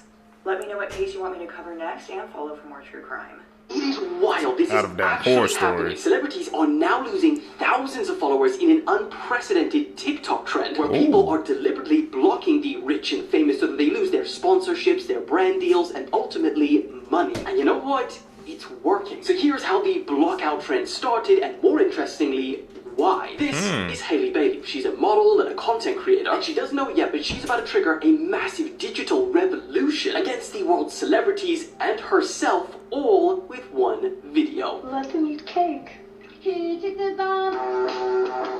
But to understand why what she did here caused so much outrage, we need to go back to the 1800s. I'm not even joking, the Queen of France in 1774 has somehow triggered a massive revolution on TikTok in 2024. Marie Antoinette was actually the last queen before the French Revolution, because at a time where the country was in extreme debt and the people were living in poverty and famine, Marie was seen living a lavish lifestyle and spending huge amounts of money on unnecessary things. For example, she was best known for her extreme looks and love for fashion. Her annual clothing budget alone was equivalent to today's $3.6 million. That's $300K a month. But ironically, what she is most remembered for is the time that she was told that the public were starving and they didn't have enough bread to eat, to which she replied, "Let them eat cake." And I say it's ironic because it's believed that she never actually even said this. Regardless, the public's anger grew and led to a revolution and ultimately her execution. So back to 2024 when Hailey Bailey dressed up as Marie Antoinette and used a trending sound saying "let them eat cake" while outside the Met Gala, where tickets cost more than the average down payment for a house. She quickly became the modern Marie Antoinette and triggered the blockout revolution. Now since then, she has apologized and said she didn't know the implications of that quote before she used it. And while the anger started with just her video, with one of the top comments saying "we're giving you the Marie Antoinette experience," it quickly grew to all of the celebrities that attended that event and beyond. The Hunger Games societal disparity became the movement theme, with hundreds of people commenting "watching from District 12." Creators have started making videos showing off their own daily celebrity block lists, and the people who join the trend say that the movement is simple. Just like how the French people's taxes were funding Antoinette's lavish lifestyle while they starved, today the public's attention is often what funds these celebrities' lifestyles. And so people say if they're using this attention money similar to Antoinette on massive unnecessary displays of wealth, or while people around the world struggle and starve, that attention and therefore money will be removed. And that's how and why the block trend started. So the question is, do you agree with this trend, or are people taking it way too far? I ain't gonna lie, nah. The blockout trend, man, we need to get on that. I didn't even know about that. I mean, I guess it kind of applies. I guess it should go for, like, certain people, certain celebrities, because, you know, some people help, but she said let them eat cake, but she knows she was at the Met Gala saying she didn't know, I guess, the meaning behind that quote. But you're at the Met Gala, like, that's an expensive place to be at. You saying that, so the stories kind of don't add up. Like, hey, man, people, they trying to take their power back, man. Like, because if you think about it, what he says, right? Like, if you follow a celebrity or you're giving them attention, you're funding their lifestyle. You're giving them all that money. So that goes to show you, man, when people say they're doing a celebrity block, if you block it and you're supporting them, man, that's going to cut, like, the sponsorship money and stuff in half. So, hey, man, people got to understand, man, we people, man, the ordinary people, we got the power if we band together. Crazy, man. If you guys stay with me to the end of the video, you're a true seeker, seeking the truth. I greatly appreciate the support, man. Like I said, guys, hit that like button, hit that subscribe button, man. Follow me on all my social medias down below. Like I said, man, we're posting every single day, so I really appreciate the support. Guys, can catch you in the next one, man. I'm out. Peace, YouTube. What's up, YouTube? Welcome back to my channel. How you guys doing? Hopefully you guys are doing all right, man. If you guys are brand new to the channel, you guys don't know what we do, man. Let me tell you, we break down scary and creepy videos, man, on the net, on the web, from YouTube videos to TikTok videos, IG reels, Facebook, anything weird, usual, and unexplained you can find right here on this channel. Just want to thank my supporters, man. It's tapping into the channel, subscribing, hitting that post notification bell, hitting that like button. Really appreciate the support. Found this video for you guys today. Let's do what we do best, man. Let's seek the truth.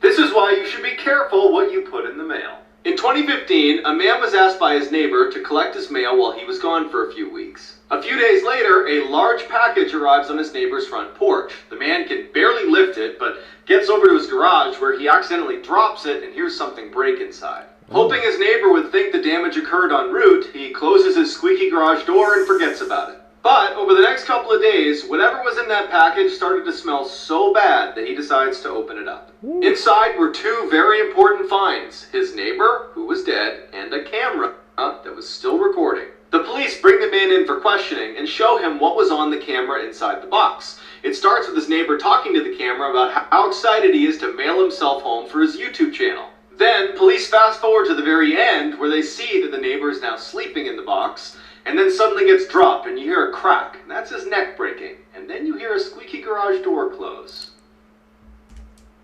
I remember that challenge when it was like going rampant through the internet, man. I saw the big YouTubers, Rice Gum, a couple of others, man, doing that challenge. Goes to show you, man, those challenges and those YouTube views, they worth your life, man. Some of those, you know, went to the extremes back in the day, man, for those YouTube challenges. That's actually insane. Man. Send this video to someone that is absolutely terrified of clowns. A young boy named Nathan was walking alone to meet up with some friends at a nearby carnival. When he arrived, they rode roller coasters and eventually made their way to a circus tent with live performers. They went inside and saw a group of clowns performing. They were dancing, juggling, and one of them was riding a unicycle. The boys got closer to the stage, and the one riding the unicycle slipped and fell, and his red nose landed right beside Nathan, who picked it up, put it in his pocket, figuring the clown had plenty more. After the show was over, Nathan was walking back home when suddenly he heard a slight chuckle. He turned around and shined his flashlight. He could make out a shadowy figure holding a sharp object in his hand. The figure said in a creepy, sinister voice, "I believe you have something of mine." Nathan slowly backed away, pleading, "No, I don't. Please leave me alone." The figure stepped into the light. It was the clown from the carnival. He said, "Well, if you're not going to give me my nose, I'm gonna need yours." Got mess with clowns, figures? Not me. Films, Part 53. Hostel. This one's about college students who are traveling through Europe. They party in Amsterdam and have plans to head to Barcelona next. But then they meet a man named Alexei who convinces them to head to Slovakia next. They have their fun the first night, but then one goes missing. And they quickly realize that the hostel they're staying in is more like a torture chamber. This one is pretty gory. And it's particularly scary to me because I've stayed in a lot of hostels. I'm just glad I didn't end up in one like this. It's available to watch for free on Peacock, so let me know what you guys think. You guys gonna go check that movie out? Remember, your Amazon Alexa is always listening. In 2018, a girl named Alexa came home to her apartment to find her creepy stalker landlord in her kitchen. She screams and threatens to call the cops, and he just smiles and says, "I was just checking in on you," and leaves. Feeling totally sketched out, she spends the next few hours down the hall in her friend's apartment before finally going back to her room to go to bed. That night, she woke up to her Amazon Alexa responding to someone in the room. It said, "I'm sorry, I couldn't hear you. Did you say I'm watching you?" The girl instantly turns on her lights and looks around, but no one's there. So she unplugs Alexa and is about to go back to sleep when she hears what sounds like a man grunting in her closet. As she's staring at her closet, her Alexa turns back on.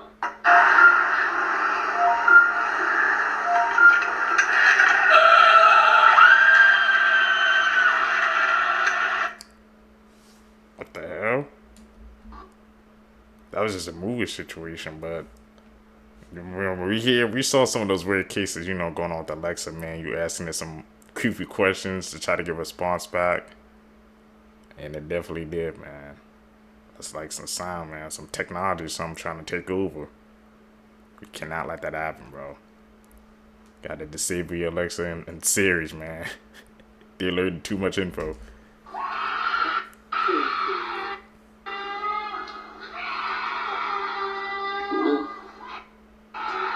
How's that screaming?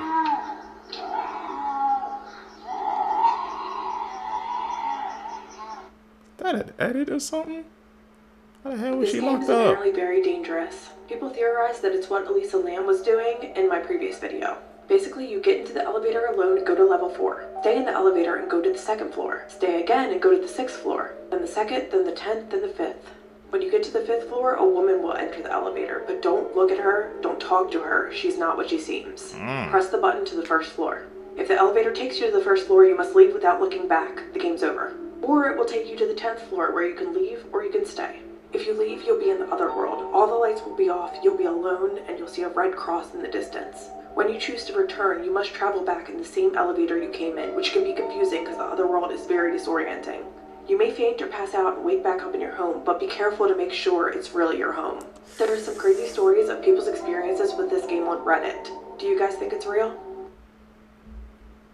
I never play those type of games, man, when they pop up across the videos we watch to get the secrets.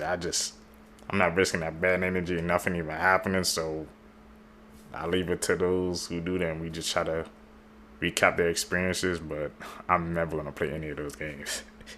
No. Not for me. Tell me down below, would you guys even attempt to try it? Brave your souls if you do.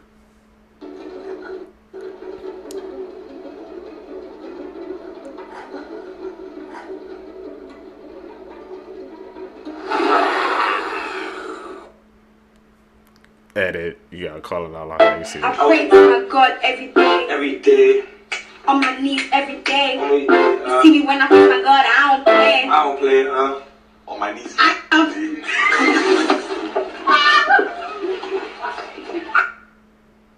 Did you guys see that? I'm not the only one, man. If y'all watched the circuit, there was definitely someone who popped in and it like popped out really quickly.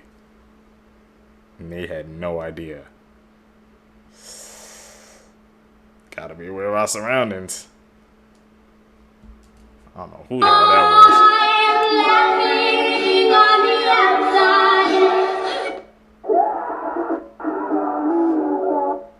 This isn't a horror film.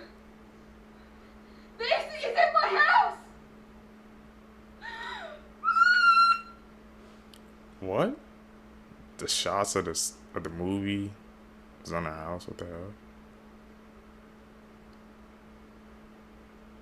Dream Man? What the hell is his story? We'll have to find some facts about that.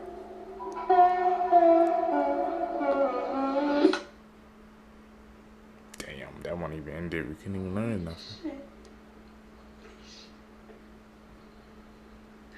What the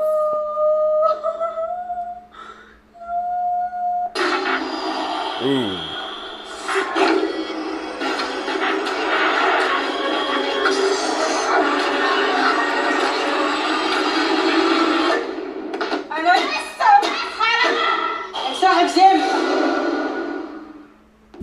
What the hell? It's like a demon that just came out the damn TV.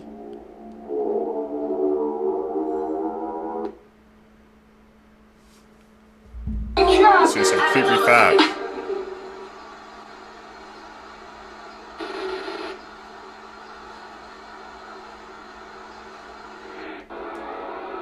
Okay, somebody.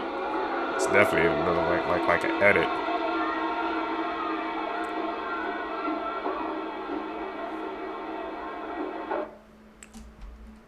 Did he really just try to walk into the house? Afterwards? Oh yeah, he was definitely like freaking following that girl, bro. She just closed the door all oblivious, man. That's what I be saying. You never know who's watching you, bro. They really be trying to run up in your own house. I don't get people, bro. No place is sacred. Here are some of the worst things ever found on the dark web, part 1. This is why you should never send nudes. This is the story of Pink Meth. Despite the name, the website Pink Meth had nothing to do with drugs. Pink Meth was a market mainly for men where they would sell nude photos of their exes for a hefty amount of money. But that's not all. Pink Meth would then post these photos alongside the woman's names, home addresses, phone numbers, and any other information the operators could dig up.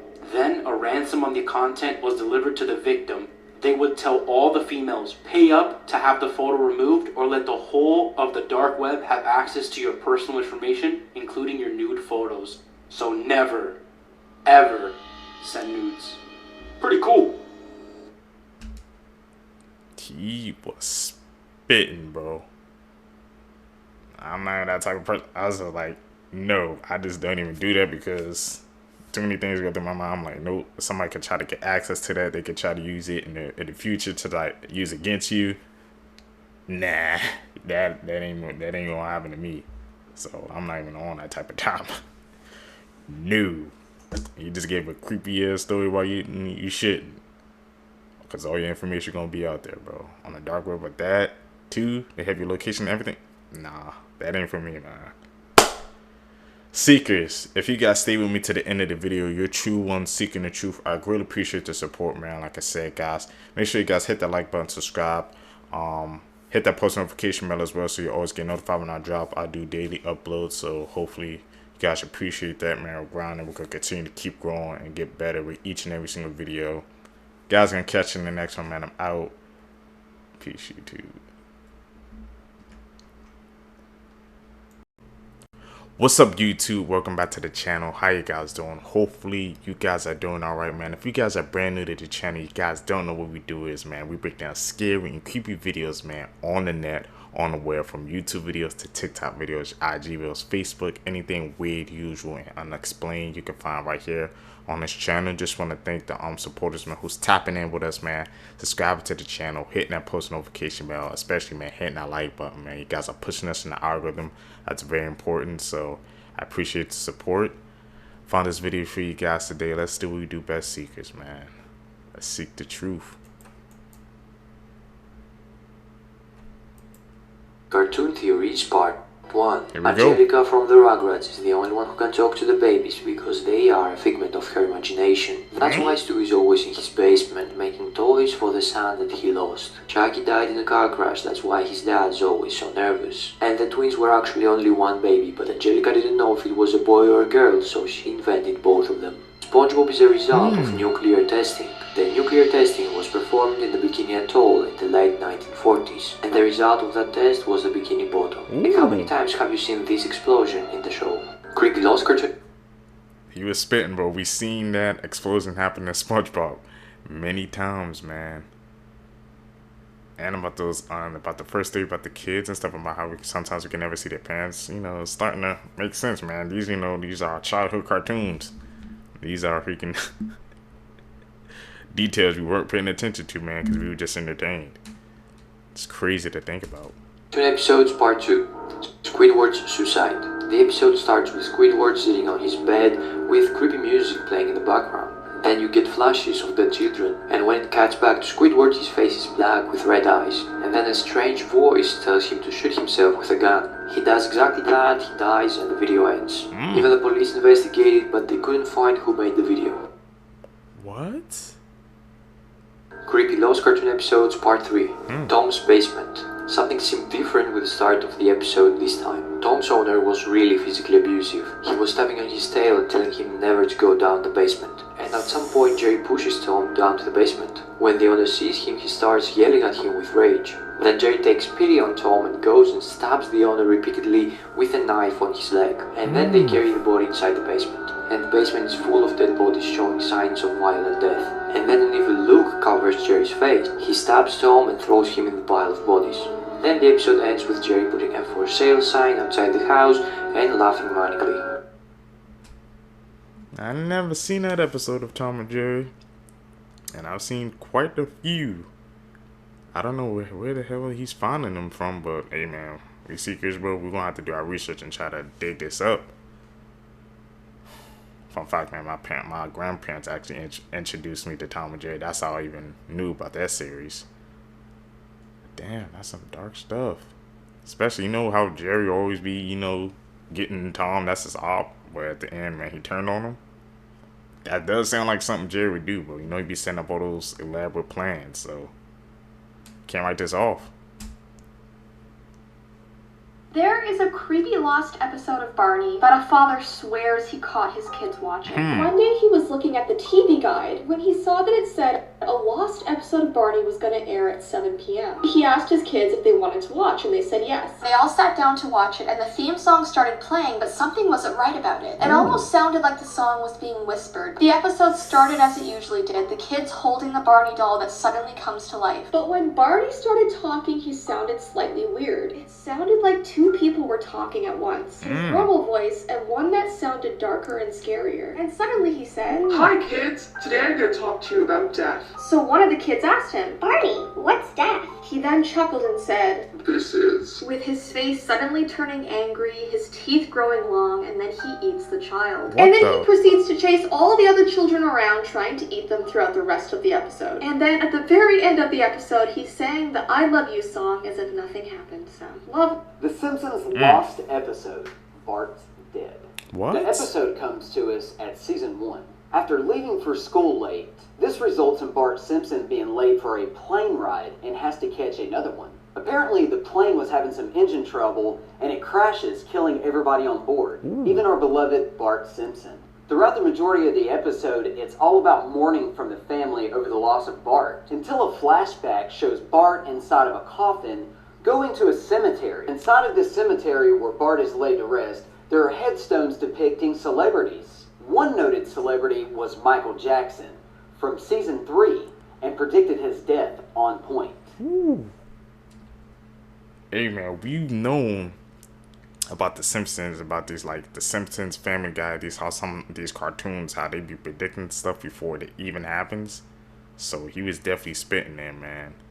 You know, the Simpsons been running for a long time, but the head that they predicted what was gonna happen to Michael Jackson, it's crazy to think about, man. We gotta pay attention, man. When the Simpsons or Family Guy, when they show us something, bro, you gotta pay attention to it, because you never know, man, if it could come true or not. They actually have some videos, and I'm definitely gonna have to check out. Apparently there was a man who found a very disturbing and creepy lost episode of the Teletubbies, and it was known as The Playground, which he rented from a DVD store.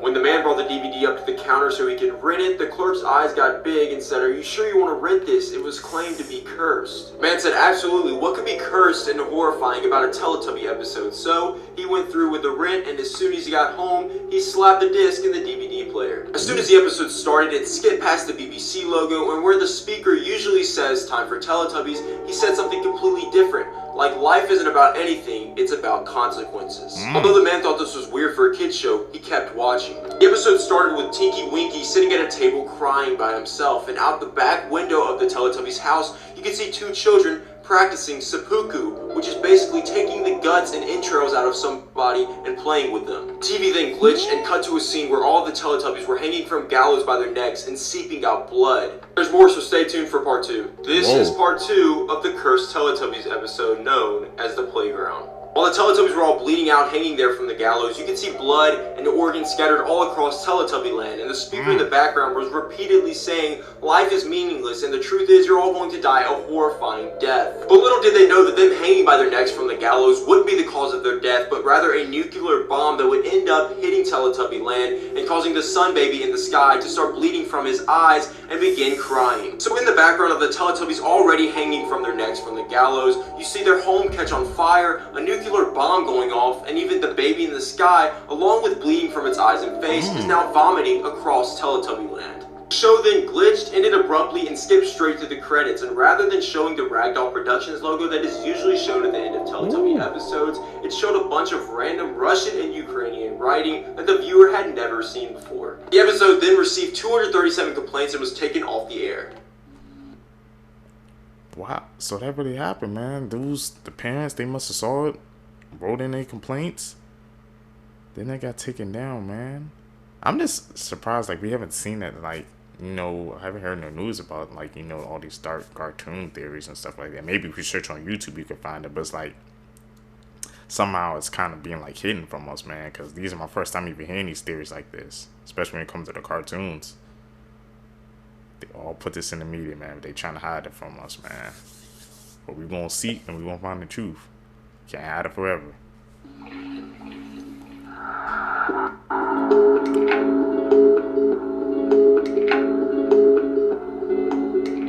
Okay. Damn, Fairly Odd Parents, bro. Cartoon Eddie. conspiracies that will ruin your childhood. Part 1. Here we go. One of the most influential cartoons ever, Scooby-Doo has a deep, dark secret. The reason that the gang has never aged over the years is because they're actually not even alive. They're freelancing spirits wandering from town to town in order to expose fake ghosts to maybe one day rest their own soul. And there's a reason that all the fish under the sea can talk and move around. Why? It's believed that the town of Bikini Bottom is below the island of Bikini Atoll, an island that the US bombed 23 times during the Cold War to test nuclear weapons. All that radio fallout went into the ocean and created the characters that we know and love today. This is the lost episode of Winnie the Pooh known as Making Friends the Easy Way.